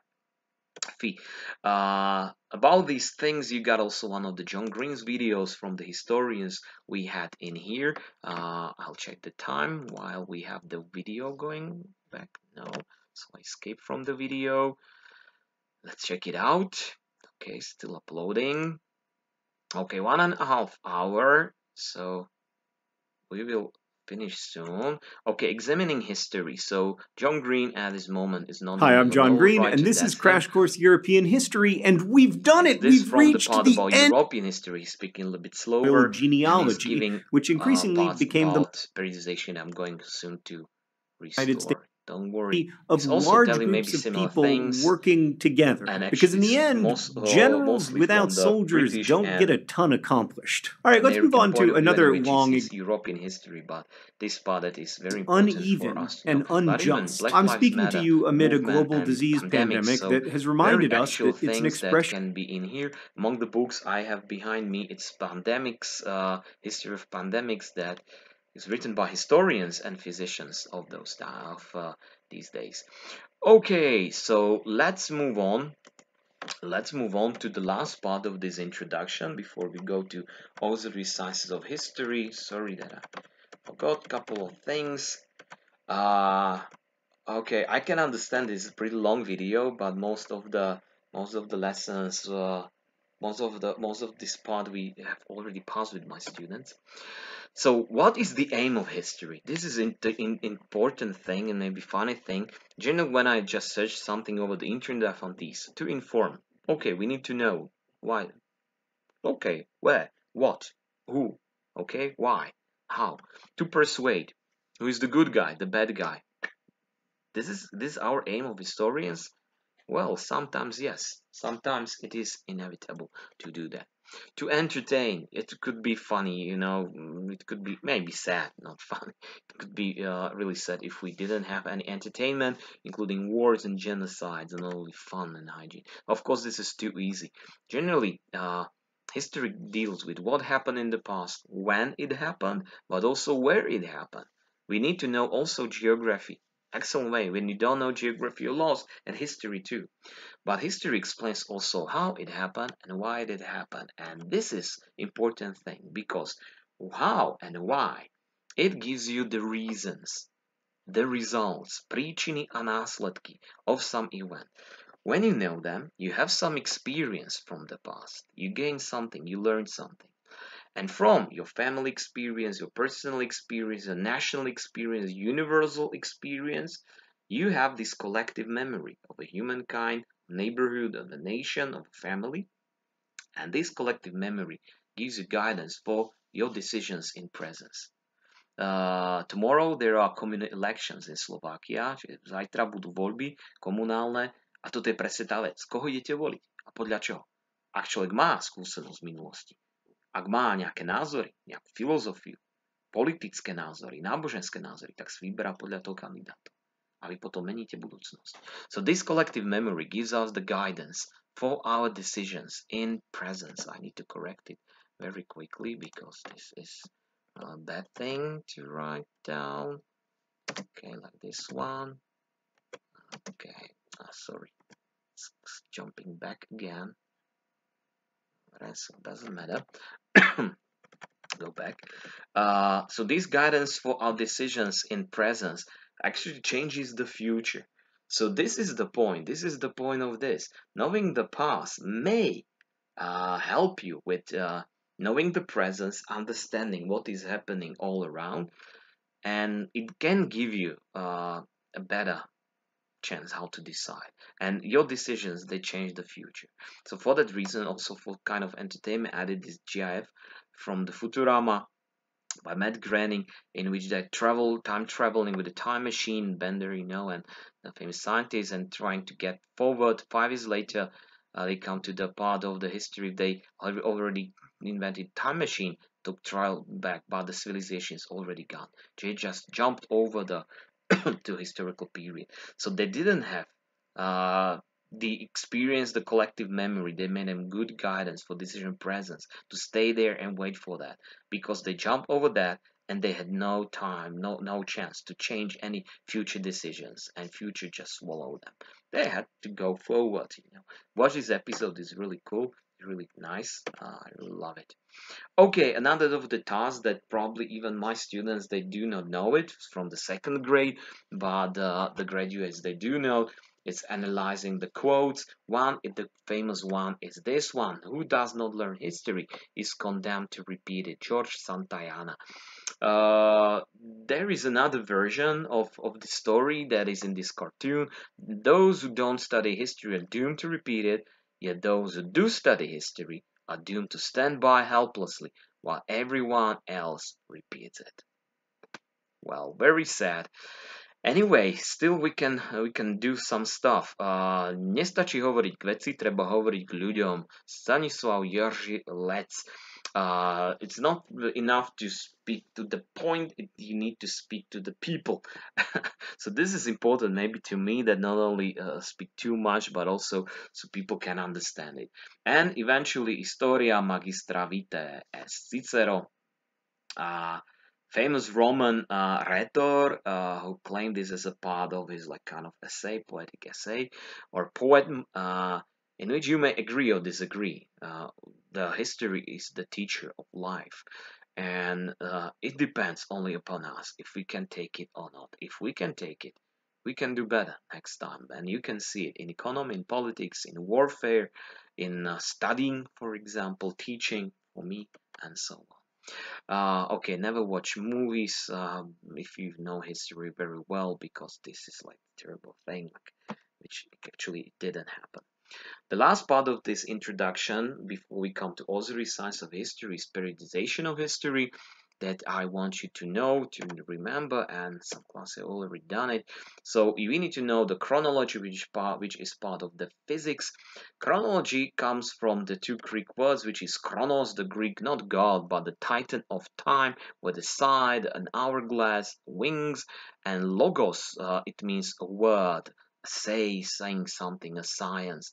So chronologis, it's speaking about time as a personification.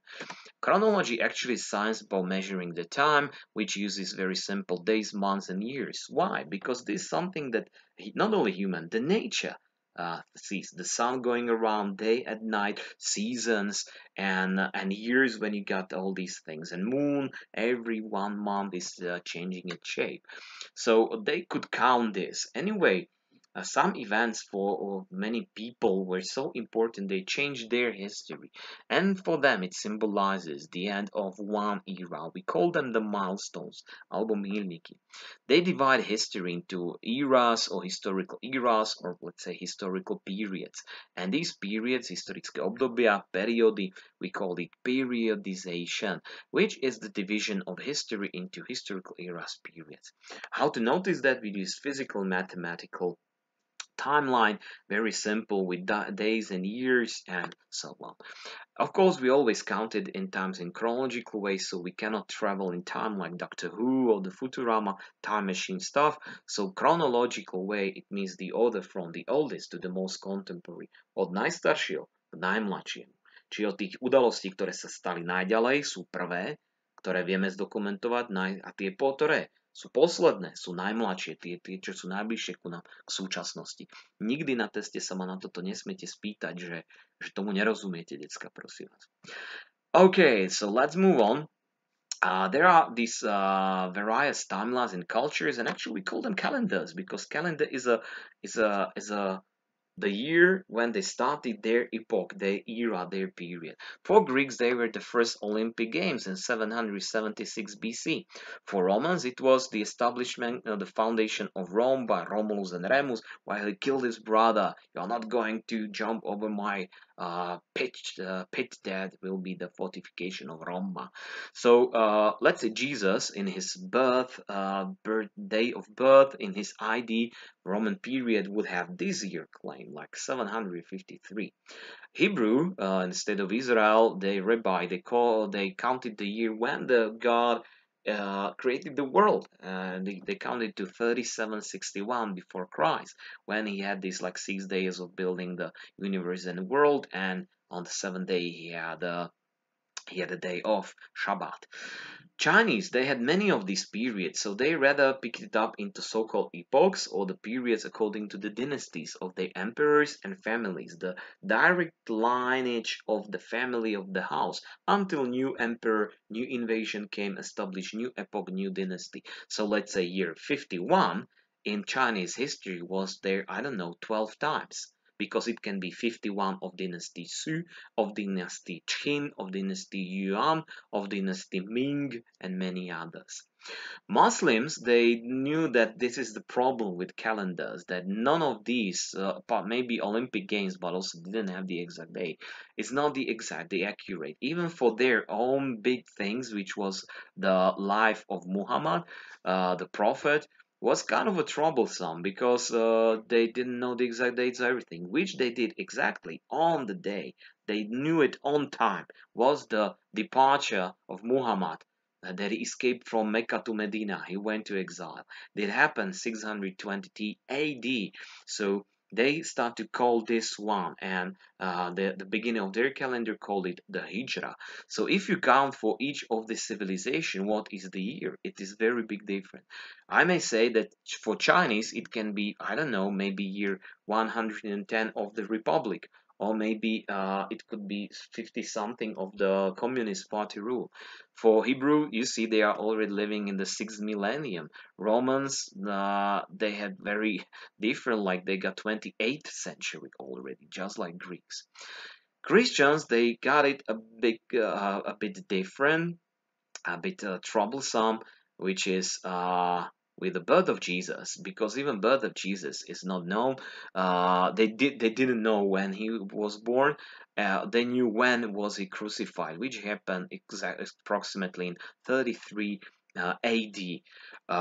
We don't know the day. That's why, like Easter or Christmas, it's just like maybe the conflict then replacing ancient pagan Roman, Slavic, Celtic, Germanic festivals with new festivals by Christians.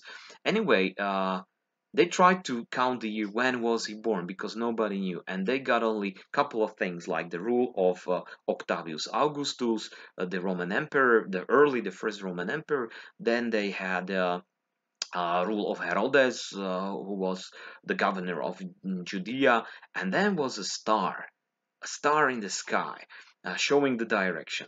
And somewhere in the 5th or 4th century AD, some of these early Christian scholars counted that probably it was a comet, because it is coming back regularly. It is visible in Middle East, so it could be this one. So they counted the year. They counted the year on the year 1 AD. But why 1, not 0? The 0 not, because they didn't know 0. Romans at the time and their calendar didn't accept any 0 in their timelines. So if Jesus was real according to the first counting, he was not 33 but 32 years old. But then they realized another problem, and it was later in medieval times, that it could be another comet, and it is coming every different period, and it could be 6 BC or 6 AD. Which of these can be correct? So even today there is still debate within the Catholic Church and among theologies, which of these is correct, which is a true one. For example, former Pope Benedict XVI, he's the supporter of the 6 BC, that he was 39 when he was crucified.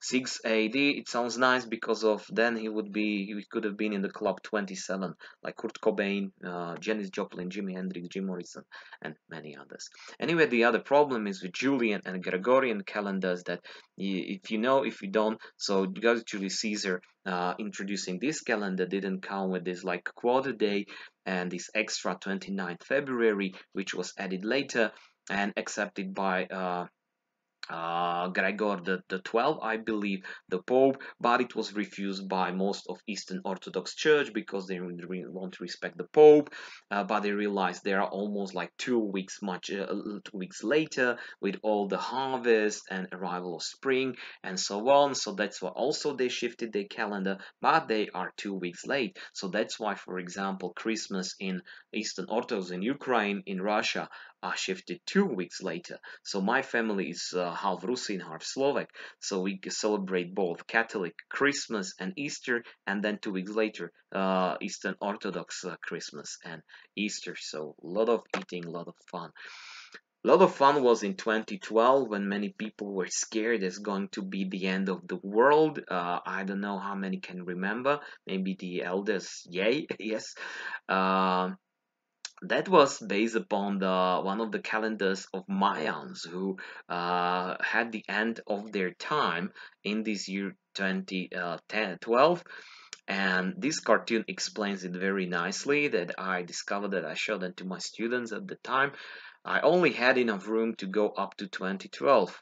They'll freak somebody out someday. But then the guy, the calendar maker, he rolls his calendar back and starts a new circle. There is another new calendar for upcoming millennium, maybe, or maybe century. So this is a kind of a circle. So no end of the world, something bigger. So also building up a Christmas tree. It's too late, but not for a tree. So maybe not with a star. Actually, of course, it's not connected with this thing. Couple of timelines as examples. Usually I use it for my students to give criticism. I can show you about some of the bad ones. There can be timelines with, this is example, evolution of helmets, or evolution of armor of soldiers were in Europe during the times. In Britain, for example, history map and timelines of the biggest empires of the world histories. This got 40 megabytes, so you cannot see it properly. This is a nice one, dividing the basic prehistorical and historical periods in prehistory and ancient times, medieval ages, modern ages, and contemporary, which is just like basic milestones that we are going to mention, just like agriculture appearing, invention of writing, fall of the Roman Empire, perhaps among many others, the rediscovery of America, but for example in French Revolution, why not? The periodization of histories can be a really tricky thing, and for this I created this this chart to show you what was the problem. I compared the one that I showed, the world history, in one column, then Slovakia in Slovak history, and then the Marxist to show you what is going to be the problem with this. The beginning of the history cannot be counted from the beginning of the earth because there were no humans. Since human is subject of matter, yeah, I shall mention in my history lessons I will speak about very briefly about the evolution of the universe and our planet and the life. Anyway, we start with approximately 2 million years ago when early ancestors of humans appeared, and we can start talking about so-called anthropogenesis. Anthropos, human, genesis, creation or evolution. This is something we start with the prehistory, evolution of man with all the species evolving, extincting, and taking something. Generally, we call it in history and archaeology the Stone Age because those of the tools, logically wood and some biological materials, of course, decayed, but we have stone that still survive. For that reason, we divide this prehistorical period into so-called Old Stone Age, Middle Stone Age, and New Stone Age or Late Stone Age. Po slovensky teda z antropogenézu voláme ju aj doba kamenná, rozdielujeme na staršiu, strednú a mladšiu dobu kamennú. We rather use this Paleolithic, Mesolithic or Neolithic. All of these are Greek origin. Paleos mean old, Mesos in the middle, central, and Neo it means new. Eneo, the newest. Analytic period is actually late period of the late Stone Age, late period of the New Stone Age. That is kind of like almost like new period of Chalcolithic period or like Copper Age. Karl Marx, studying this in 19th century, said that this what we was looking for some feature and tried to divide history in new thing according to his will and new maybe destiny of humankind.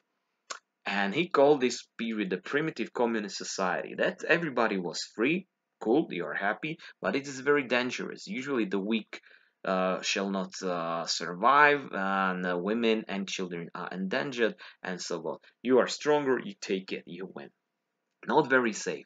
That's why he said that there came some changes, revolutions in a kind of like a dialectal spiral, still evolving in kind of revolutions and progresses and having crises, falling down the old system and building up new system, that they build up a slavery society in which they enslaved some part of the population who worked building up civilization for them. It was much better to be a slave than to be dead. That was his position.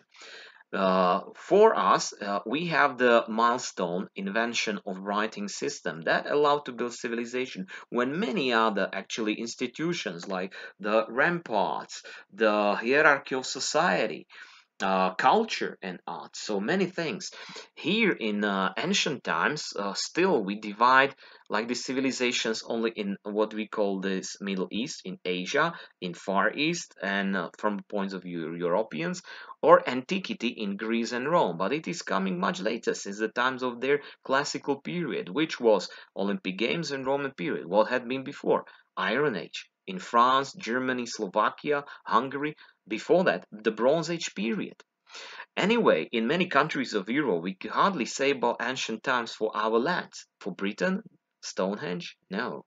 Poland? Neither. Starovek s otáznikom pre naše dejiny and for Slovaks is because we miss writing system. But we have all other features of these ancient times. But here in Slovakia, it appeared with Celtic coins from the Iron Age in 2nd century BC. So yes, approximately in this period we can start talking about ancient times. Even more when Romans came to Trenčín, to Bratislava, to Limes Romans, to the Danube. We have already not only ancient times, we have antiquity. we have Roman Empire at our territories. So yes, we have Doba železná, the Iron Period in our times. But this is the thing. And you know what? Interesting fact. Karl Marx was true. Even Romans, Greeks, even like ancient Egyptians, they held slaves. Then he claimed that another crisis came with building of great migrations, and they built a new society called feudalism based on feudum. Feudum in Latin means land and everything that is on the land. People, stock, cattle, and everything. Feudum belonged to the king, to the chieftain of some tribe or a kingdom. He divided his feudum, his kingdom, among the knights, people with swords, like warriors, who ruled there and were collecting the payment for using the land from the peasants, who were not slaves anymore, but they were subjected to this nobility. Peasants or serfs and nobility. It is much better to be the peasant, to be the serf, than to be a slave, isn't it? So again, for him it was kind of a progress. Pardon? For us, we have the fall of Roman Empire, and true fact is that these kingdoms of early, high, and late Middle Ages, alebo kráľovstva raného, vrcholného, neskorého stredoveku, they actually brought a system which is falling in many timelines. 1453, 1648, 1455, 85, 1570, 1526. Each of these we are going to deal with them. Fall of the Constantinople till end of the 30 Years' War and Bohdan Khmelnytsky uprising in Ukraine. 1455, Johann Gutenberg printing press, 1485, Battle of Bosworth in England. 1517, for example, the Martin Luther Reformation, and 1526 already above mentioned Battle of Mohács. Each milestone, each event very important only for that country. Bosworth for England, Mohács unimportant for us and Hungarians. Mohács very important. So it depends, you know. Then we have modern period, because in these times of Renaissance, Novovek or modern period, they start to call it like early age, the first age, second age, middle age, and new age, like from Tolkien's books. Anyway, the history didn't end up, and it was going on. So suddenly there was French Revolution. For many people, that was the end of the history. Suddenly new countries appeared, new systems, forms of the government, US democracy, British democracy, French attempts for democracy, but together with them nationalism, all of them within the long 19th century, there is very different from this early modern period. So maybe high modern period can be this long 19th century, and obviously the First World War is a dramatic milestone, and even not like 1945. So when is the end of the modern period? 85. The socialists didn't fall down. It is not the end of the fascism. Not at the end of the Cold War. There is real war in Ukraine and Russia. That's why Novovek is still there. Súčasné dejiny, modern period, are still going on, and we need more time to go on. Karl Marx, he didn't have this time, and he said that this is the land when instead of servants and serfs, they are workers who work in the factories and manufacturers of the capitalists who hold the capital, and they are factory owners and landowners. Or bourgeoisie, and they abuse the work of this working class. He believed that just like from the previous periods, it will come to the crisis, to the revolution, will falls down, a new system will be much better. He called it socialism, in which everything will be everybody's, and they will be the results, the products will be distributed among the people according to what they deserved. That sounds pretty capitalist, I would say. Anyway, he said it is not the end. Even socialism, while there will be money and still some religion, because it was atheism, it is not the end. After 1,000 years of capitalism, 1,000, 5,000 years of socialism, there will be another stage called communism, when the technologies will be so great that the robots will be producing food for us. We will just pushing the buttons, and everybody will have enough of everything. There will be no need for money, no need for religion, and you will have enough plenty time for your family and your beloved ones. The result, what is the result of this attempt for the new historical period of communism, was that people believing this utopia can be real were willing to kill people. Exactly 94 million dead, according to the Wikipedia Black Book of Communism. Among the last two books, I forgot to show you the other one.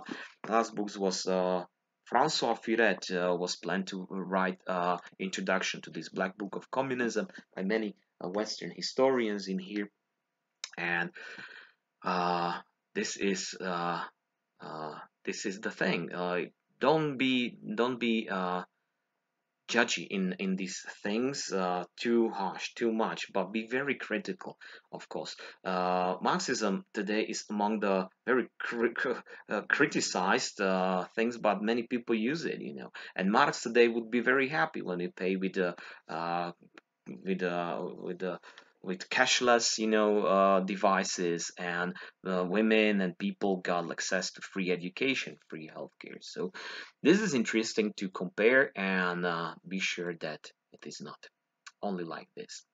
Okay, still, I know that you are tired already, but because this lesson is for my students, they can interrupt it anytime, and I will set you the times of the topics that you can watch. You'll have to watch.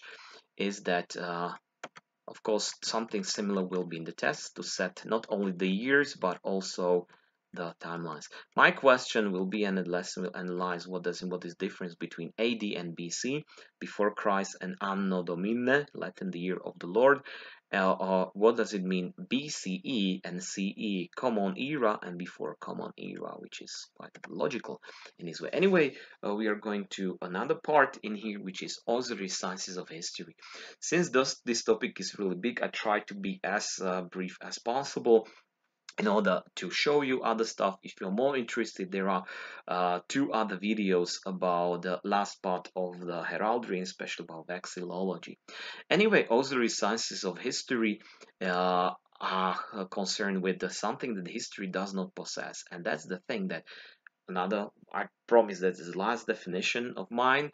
The history is the largest field of human knowledge, still growing geometrically, like a huge ball, you know, globe, still growing with all the information, especially in this era. So what can we do? What shall we do with this?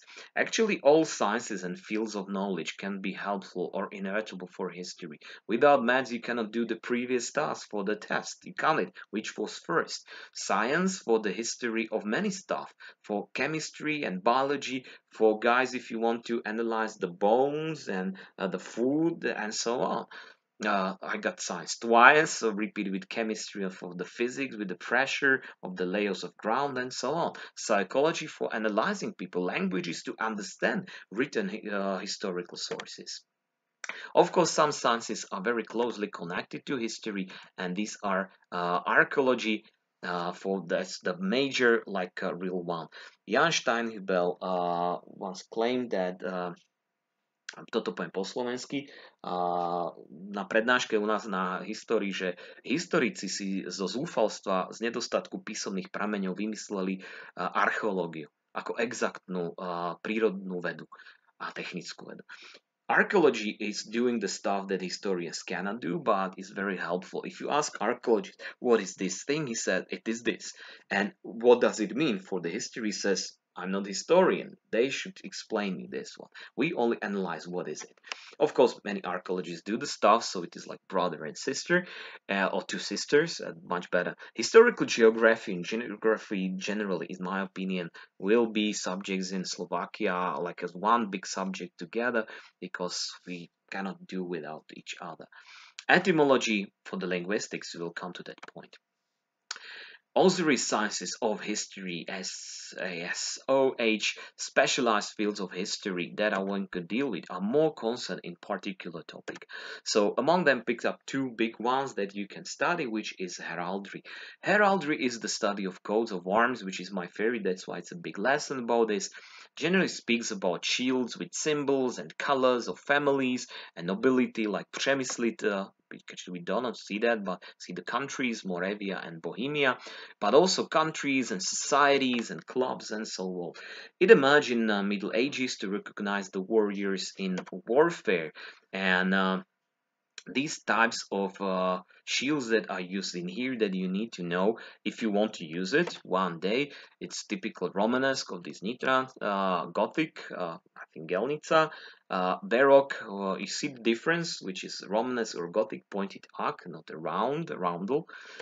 Baroque is like more decorated. This is, I think, Tisovets, and 19th century, because they were not just like Juraj Papanek. They didn't accept like this historical approach very much, but they loved it. So they were just thinking of new ones and making up new types of shields, and many of them are just symbols of various societies and clubs.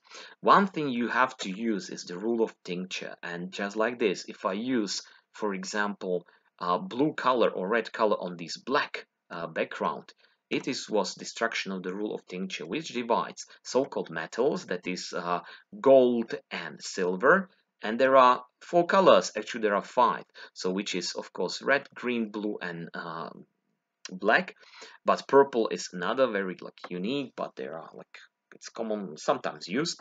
Anyway, the point is that the rule of tincture says, and in the test you will have it, that there cannot be gold on gold and color on color. They can be next to each other. They can be like making some like division of the shield. But if you use the symbol, it can be only like silver, white, that's white, on the red, green, blue, or black. And thus also cannot be like, I don't know, yellow on white. There are only 2 exceptions. You will see both of them, and also the reason why. So also the coat of arms, like generally, I just pick it up, and I was very happy to see that, because Banská Štiavnica always appearing in encyclopedias, just like Bardejov. So Česká televízia got like this advert part, and also this one. Not only like Arnhem in the Netherlands, Astrachan, Athens, Augsburg in Germany, Avignon, France, Badajoz, Spain, Bela, takhle, that's Dublin, Ireland, Banská Bystrica, Banská Štiavnica, next to Barcelona, you know, and Bardejov too. So this is very interesting. Look at this. Maybe this lion shouldn't be here. This is wrong, but this is everything okay. Like double-headed eagle, silver color on the blue shield, and so on. So let's move on. Heraldic symbols that I use in here are very often like the crosses. We derive the Latin cross and the Greek cross. Greek cross got the same land arms, and the Latin got one arm lower, the longer. You know, the lower arm is longer. This Latin, and Greek got same land arms. Then we use also the double cross. In Western Europe, thanks to French, it is called the Cross of Lorraine, Lotrinský dvojkríž. It is actually the symbol of also Lotringia, and popular symbol of paratroopers of French armies. We use it together with Hungarians, but also the Republic of Lithuania, still like this medieval kingdom. Of course, very popular were the sky objects. People saw it. It was like a really magical thing for them, and even pre-Christian period, they were common symbols like the sun, a crescent, like another, like the type of a moon, stars, and usually having more stars than 5 stars, because when there is a 5-pointed star, this is a modern symbol of equality from the flags, from USA especially. So if you use it at the flag somewhere, so it is very, very different. In heraldry, this star is not common at all. Maybe it's very unique if there is any. Among the animals, of course, very popular. So brave animals that are usually predators, or brave, the symbol of nobility. So eagles or double-headed eagle. In Slovak and Czech heraldry, we make difference. Orlica, like female eagle, and double-headed eagle as he eagle, male eagle, double-headed one. So the Polish silver she eagle and black she eagle on the golden cross, on the golden shield, it's Germany and Poland. And Russian coat of arms, double-headed golden cross, double-headed eagle is the symbol on the red coat of arms. It's of Russia. Of course, you can see various lions, jumping lion of British royal coat of arms of England, of Scotland, but also half of lyre of the Kingdom of Ireland, and now there's a Republic of Ireland, but it is not part of the royal coat of arms then. Czechs, for example, use their medieval coat of arms of the lions and eagles of Bohemia, Moravia, and Silesia. But for example, Brandenburg, state of Germany, got this griffin in here. Then there are some people in the coats of arms. Like saints, Virgin Mary, knights, body parts. To som musel nahrať. Ďakujem. Drž sa. So, for example, in this case, Košice, coat of arms of Košice, got an archangel holding all its beautiful coat of arms of Anjou. You can tell Košice, to people from Košice, they don't have the oldest coat of arms in Slovakia, not even among the 20 or 30 oldest. They got only the oldest or the first document with a coat of arms that is also drawn, depicted. The previous kind of like crest znamená tiež coat of arms, erbová listina. They're usually described, but not they were not depicted or cartooned. Svätý Anton in the coat of arms, Svätý Anton, a knight showing the border between Kolpachy and Banská Štiavnica, Banský Studenec, Nitra, some arm, head of a Saracen from Corsica, or just legs of Isle of Man together. So sometimes really crazy. So you can pick it up. Of course, there are many objects and artifacts that are popular, like weapons, for example, axes, swords, arrows. On this Ružomberok, for example, there can be flowers, very popular roses like Ružomberok, lily flowers from the Kingdom of France, farming tools showing what was the occupation of people, like the woodcutters, lumberjacks, but also miners. The oldest coat of arms of the town in the Kingdom of Hungary is Banská Štiavnica, and the oldest coat of arms with mining tools like hammer, sickle, axe, pickaxe, shovel, it is Banská Štiavnica, our hometown, town of our school. Church artifacts, whether if the place, if the village or town belong to the bishop or a pope, and this is the coat of arms of the Vatican, of the papal state.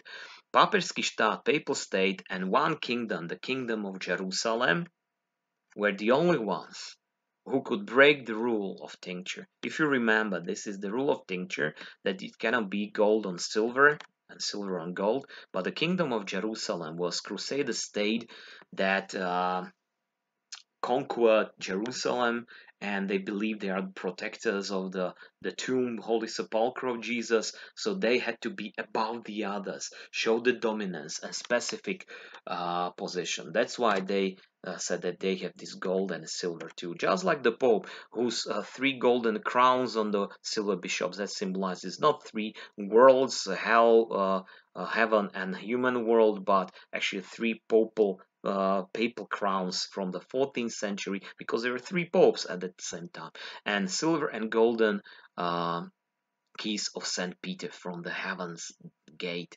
Then buildings were interesting, popular. You can have a church when there is nothing more interesting for the village, only the church, a gate as of Banská Štiavnica with fortification, or a tower of Prague or Bratislava in the picture in here. So this is interesting because the building, the tower, the fortification symbolize the power and independence of the free people, free citizens in the cities, and they are not servants of nobility or the Pope. The only Lord is maybe the king or the queen, nobody else. So what do you have in your symbol? It is very important. Even this very beautiful so-called speaking crest, či rozprávajúci erb, it's of Žarnov, Žarnovica. This is the millstone that you were crushing the wheat into flour.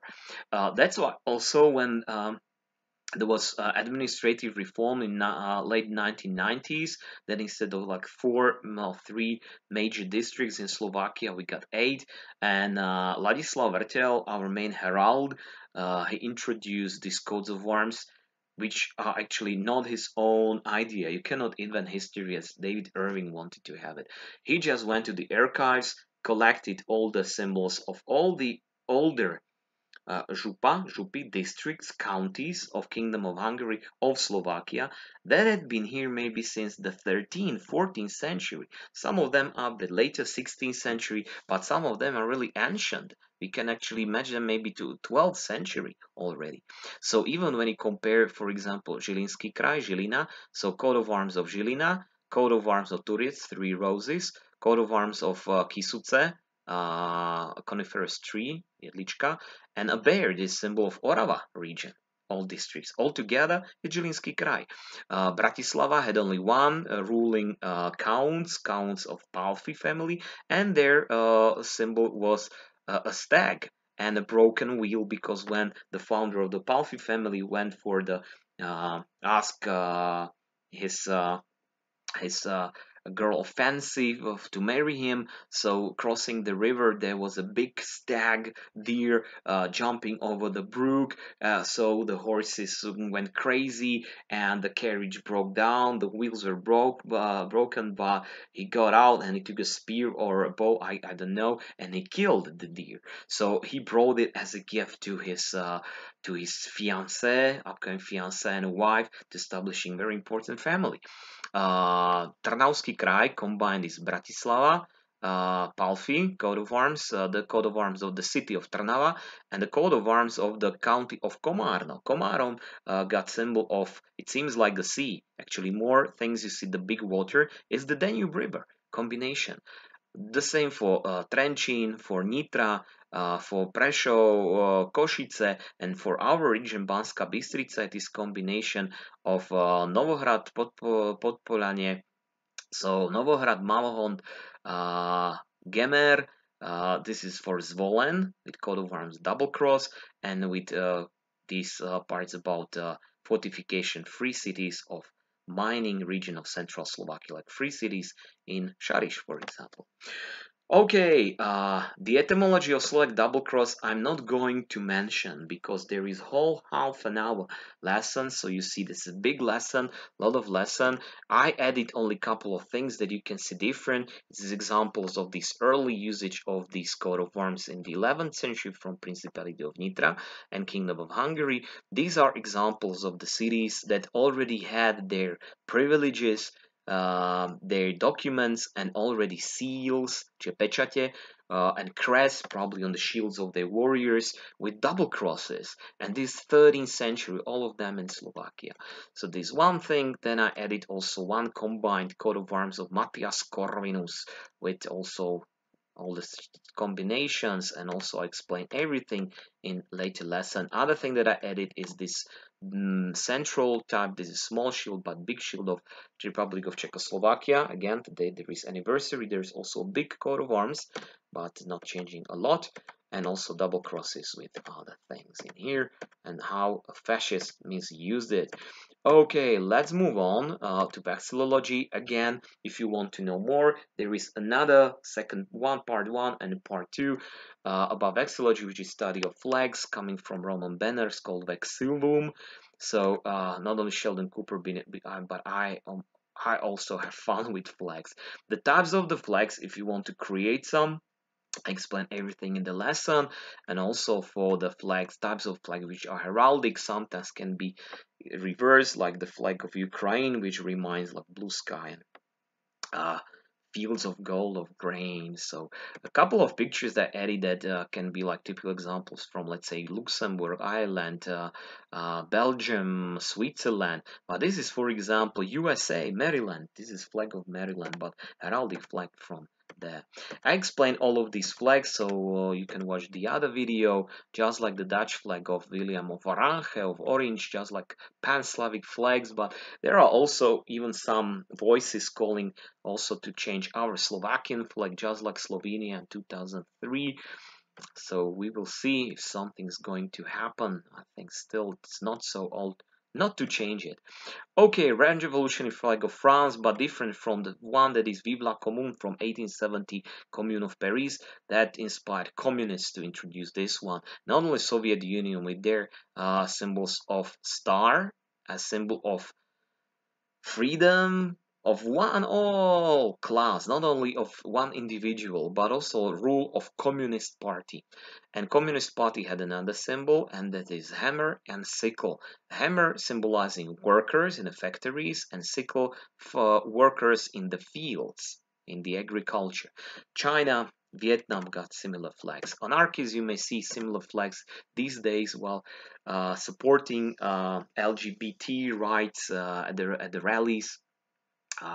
after these mothers, and that's why I wanted to show you also not only anarchists who are actually pro-freedom, pro-liberty, but also the Nazi flags, which are derived from various of the Roman Empire or Scandinavian that Adolf Hitler, Benito Mussolini introduced, including even swastika. That is actually old Hinduistic symbol, but he completely gave it a brand new symbol of destruction, supremacy, white race, killing of all other races and ethnic groups that Hitler and Nazis hated. Because this symbol is illegal, for example, this lesson may be for these educational purposes not allowed in Germany, because swastika should not be here, of course, should not be depicted. So Nazis in neo-Nazism in modern times start to use various hidden symbols, again from their like pagan times, but they barely could find something that was real, so they start to create their own neo-pagan, novopohanské. They believe they are from ancient times, like Slavic Kolovrat or this black sun of Germanic people.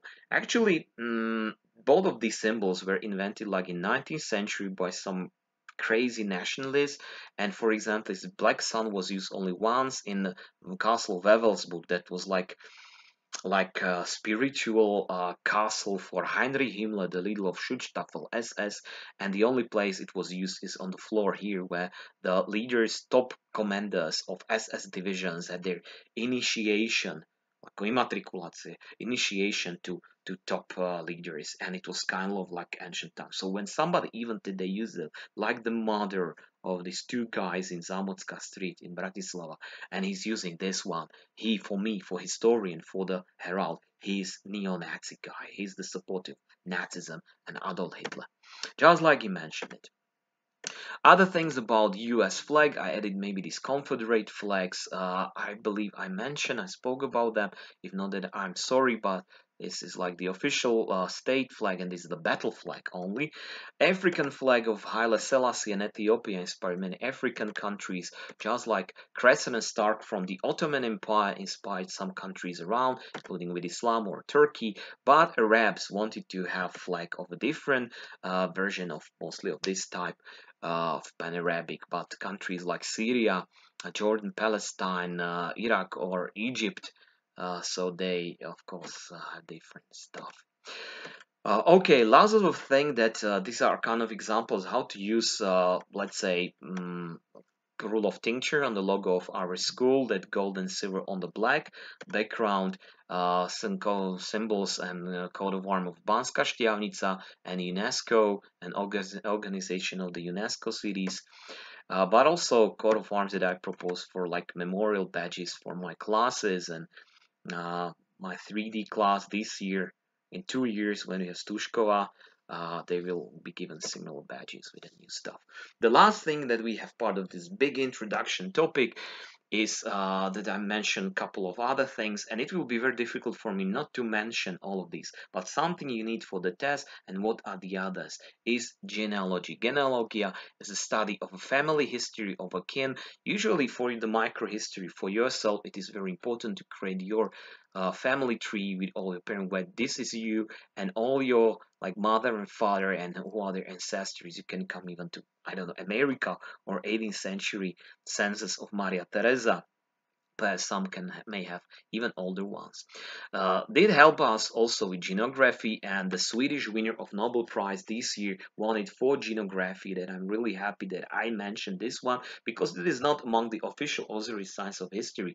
It is study of the origin of ethnic groups according to their DNA. It started with mapping the genome of humankind, but also for hunting for the criminals, or just realizing whether your father is your father. DNA tests.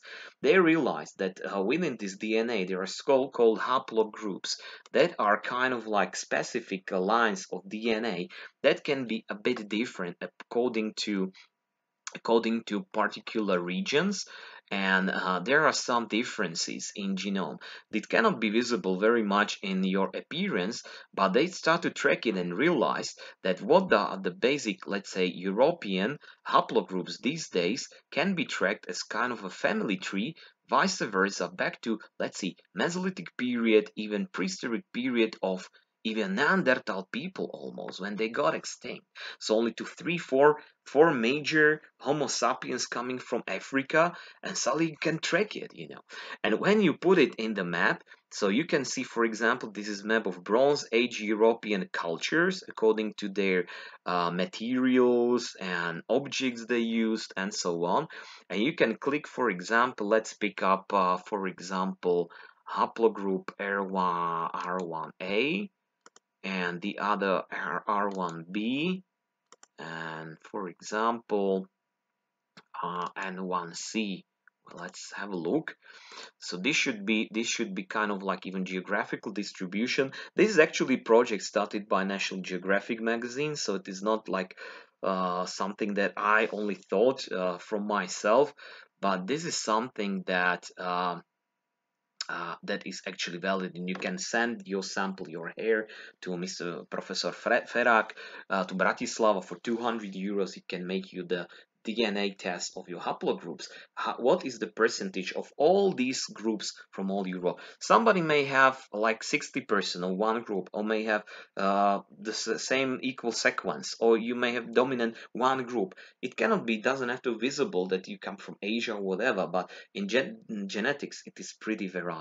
So for example, R1A is supposed to be like most like Slavic group, and when you look at their distribution, so it actually depicts what we think, what we have this theory of Slavic motherland in Poland, Ukraine, Belarus, and in between.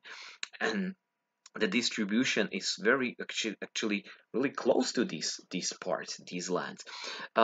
Still, it is in progress. So, for example, like 10 years ago, the same map had a big 40% of this DNA in the middle of Sweden. We'd make some people who are not experts. They didn't wait for the results for this experiment to think that Germanic people and Slavic are together. It is not true. The truth is that at that time in central Sweden, in the schools, there were many immigrants from former Yugoslavia and Eastern Europe, and only one school increased the samples. So we will wait for the end, but when you compare it to, for example, haplogroup R1B, and you can compare it, you can see not only the genetic map, but you can see also the language map of usage of Gaelic languages, of Celtic languages, Ireland, Galicia, Basque lands, even old, very old European groups in here. Yes, sometimes there are some people settled in Kyrgyzstan, but it could be some French people settled there in 1930s. One school, one city, who joined this part. Here in Congo, in fact, because there are the French and Belgians living there. So easy explanation for this.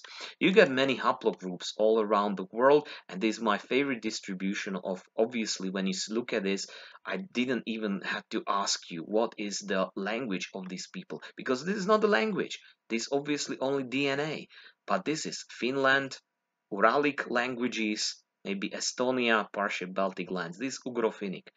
Ugro-Finnic language is also Hungarian, but that they belong mostly to Slavic, predominantly Slavic. So what does it mean? It means that we are actually only, maybe Slovaks are like only 60% of Slavic people. Hungarians, maybe 55% of Slavic people.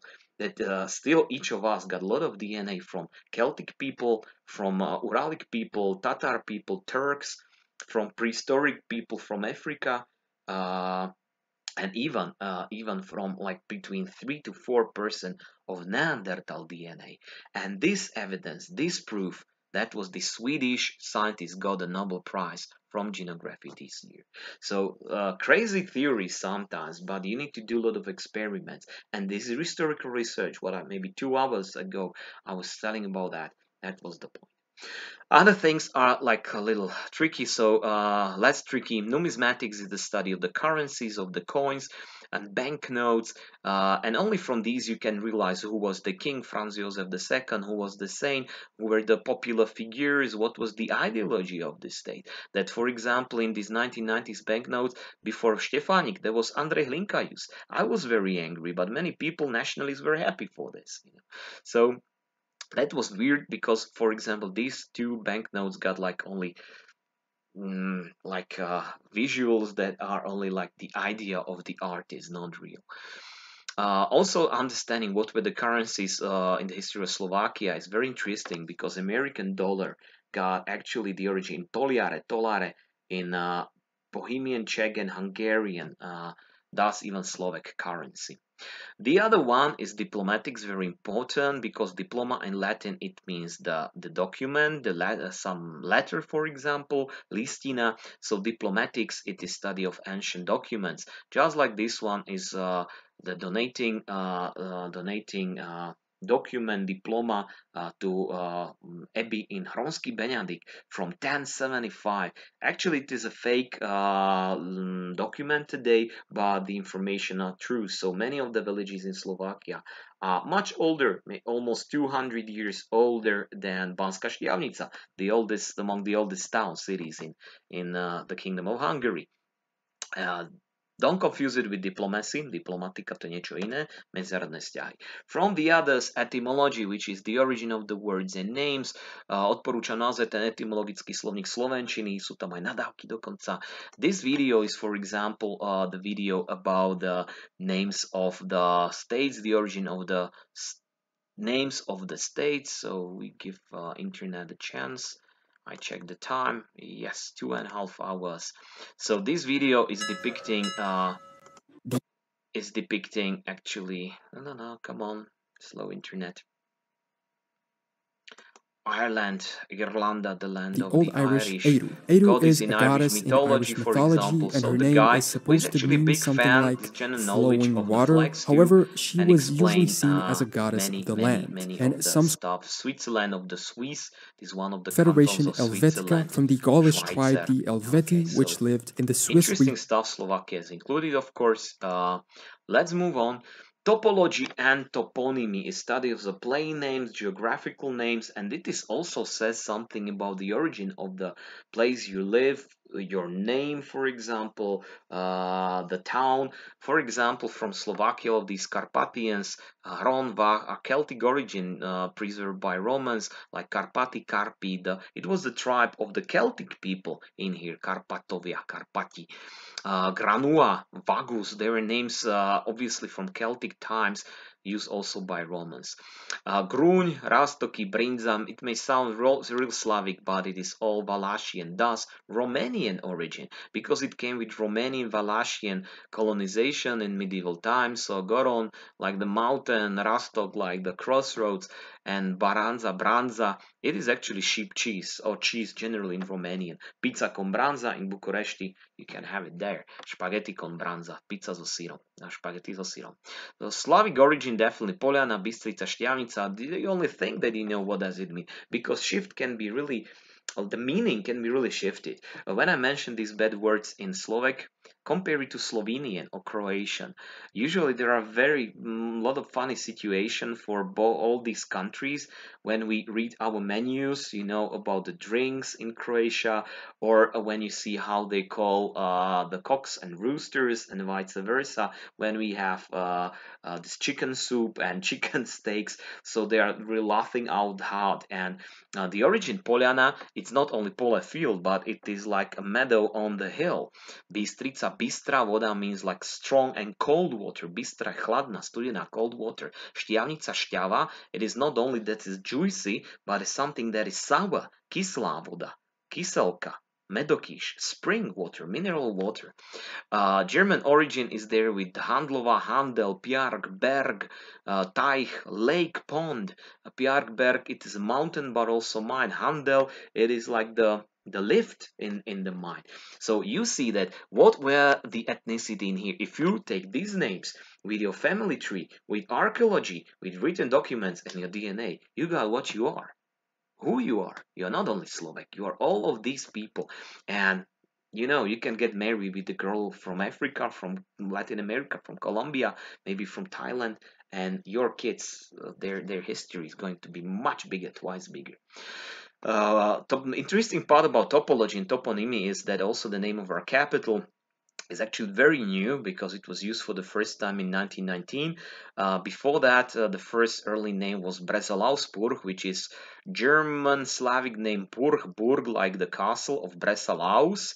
Breslaus is a Latin form of Breslau, maybe Breslau, Bretislav, Bratislav, difficult to say, we don't know. Then in the 11th century it was used in the coins and the seal of the city called civitas. In Latin it means the city, Preslava. Yes, so Breslava, this is origin of the city. Germans and Austrians took it in the form of Pressburg and used it for many years until Slovaks adopted again already this German name. But it's not Prešporok, but Prešporok. Hungarians using Pozsony since approximately also like the early 12th century, but in like 1917-1918, because American President Woodrow Wilson supported Czechoslovakia, so they want to call the city with a new name, Wilsonovo mesto, Wilson City. Of course, thanks God it was only proposal, but added new one, Bratislava, that is commonly used today, but it is a brand new thing. Many others in here. Philately is the study of stamps. Fun part is when I explain this to my students, what is that? So guys, you have only mobile phones, you send messages. In the past, when the world was still small and we didn't have internet, there were things that we used to send messages called letters. We took a paper, take a pen, write a message, put it in another paper envelope, we licked it just to put it with a glue, and we also stuck kind of a sticker that is called stamp, and these stamps in each country were different with different motifs and were very interesting. Many people collected it, and also it gave you a lot of information about the peoples and worlds around. So that was like short funny story for you. Paleography is the study of ancient writings, that mostly for the history students in here, even reading Schwabach, not only hieroglyphic script. Metrology, study of ancient measurements. What was the mining mile, Hungarian mile, English mile, how many was the pounds? Really be helpful for the metric system. Sfragistics, it is the study of seals, čiže štúdium tuleňov. Yeah, just kidding, seals are pečate. Because these seals are carrying all these writings and all these coats of arms. And the last eventual part that will be in the thesis part of this introduction, why do we study this UNESCO? UNESCO tries to do a lot of agenda as a part of United Nations organization that try to develop education, culture, and many 9 goals that are these days. They created also kind of list of world cultural heritage, and this organization of the cities created a list of this worldwide importance. Together with UNICEF that supports the rights of the children, peace movement, or ecology, read all of these. These sites in Slovakia are in here, and you need to know that. Banská Štiavnica, before many other famous places, even from France or Spain, was signed up in 1993 as the first locality of UNESCO. Give me a moment. I need to get a book. About how many of these UNESCO sites are only in Europe. Skvosty Európy, české vydanie, toho nakladateľstvo. So this is only the list of all the sites in Slovakia, in Europe. So there are many of them. Generally in the world it can be like maybe up to 500, but all the world. Volkolinec, thanks to folk architecture. Why is Banská Štiavnica, let's say, more important than, let's say, Bardejov? It took them many years when they were inscribed on the list. Because medieval towns like Bardejov, there are many in Poland, in Germany, in France, even Štiavnica. Why Štiavnica was signed out were technical sites, mining sites, lakes, and this is something that is really specific. Why is Volkolinec better than Čičmany? Because Čičmany is a village built like by tourists in the 20th century. Maybe they preserve something, but the houses are not original. Nie sú pôvodné. In Volkolinec they are original. Spiš Castle, Capitula, because of unique Gothic stuff, that's all partially Levoča, only thanks to their church. Bardejov then realized that instead of medieval town, they need to find out something specific. And you'll see in the picture that will be not only their Jewish synagogue, but Jewish neighborhood called Conurbium or Suburbium. So part of the town when they had their own part with the synagogue, school, bath, butchery, and some other place, and this is really unique concerning Europe. The other thing is that wooden churches, there are thousands of them in Ukraine, in Romania. We have only like maybe 20, up to 20, but what is unique for us that we have not only Eastern Orthodox, some Greek Catholic, but even we got few remaining Protestants. For example, Poland got 2, Czechs had 1, and it was damaged by a big 5 years ago, but we got 4 of them. And even 1 Roman Catholic is probably only wooden Roman Catholic church for the village in Hervartov. So that's why this is also this like culture list. Also, there is natural heritage list. You can just check out this ASP.NET that our school is part of this. But also there's so-called intangible cultural heritage. So let's have a look at couple of things. So this is Slovak Commission of UNESCO in Slovakia, where you can see, for example, this intangible cultural heritage, fujara, music of Terchova, drotárstvo, singing in Horehronie. So many of your places, lads, are part of UNESCO, that every country can elect their own one. It is not only specific for the tourists. This is another list, či prvky zapísané v reprezentatívnom zozname nehmotného kultúrneho dedičstva, a tu je už oveľa viac. Pozrite na to. Značkovanie turistických chát, tento rok zapísané, kijatické hráčky, karička s parchom, gorálska kultúra, črpáky, janoškovská tradícia a tak ďalej, kraslice, podpohlianské rozkazovačky, čo určite ste v súboroch niektorých odtiaľ, vysokohorskí nosiči v Tatrách, to je unikátna vec naozaj, sokoliarstvo, podpolianské kríže z Detvy a tak ďalej, sokoliarstvo, čo ste sokoliare tu zo Štiavnice, z Piargu okolia, trombitky, no a hľadám salamanderový sprievod, takže tuto nájdete aj vašich predchodcov, spolužiakov, aj mňa niekde, ale aj čičmany a tak ďalej. So you see that it is not only about preserving something that is great and beautiful, but also small and little and tiny, like the hobbits in this Tolkien's movie. So if you are interested in this stuff, so I believe this was like good example, good introduction for you. What to do, what is the end of the history, how to deal with history, and what to preserve for the end. So, UNESCO, thanks for the attention. That's all from me. So, 2.5 hours. Pripomínam, aby som to nemusel písať aj dokonca. Toto nie je jediná 1 hodina. Toto je približne 2-mesačné učivo, čiže teoreticky by to malo byť možno až nejakých 14 hodín. Samozrejme, ja to mám v pláne možno nejakých 6-7 hodín. Realita je taká, že naozaj to oveľa viac rozprávam. Takže tak ako napísané v popisku, tak dúfam, že ste si pozreli iba tie časti, ktoré ste potrebovali, ktoré vám chýbali, a mohli ste si to takýmto spôsobom znovu zrevidovať, zopakovať a budete dobre pripravení na test a na celý dejepis. Myslím, že napríklad tá scientific method, vedecká metóda, vy ju využijete na každom jednom predmete. Takže ďakujem vám za pozornosť. Thanks again for watching the video. I explain students why it is so long and why it should be helpful. So have a nice day and stay healthy and be happy, guys. Bye bye.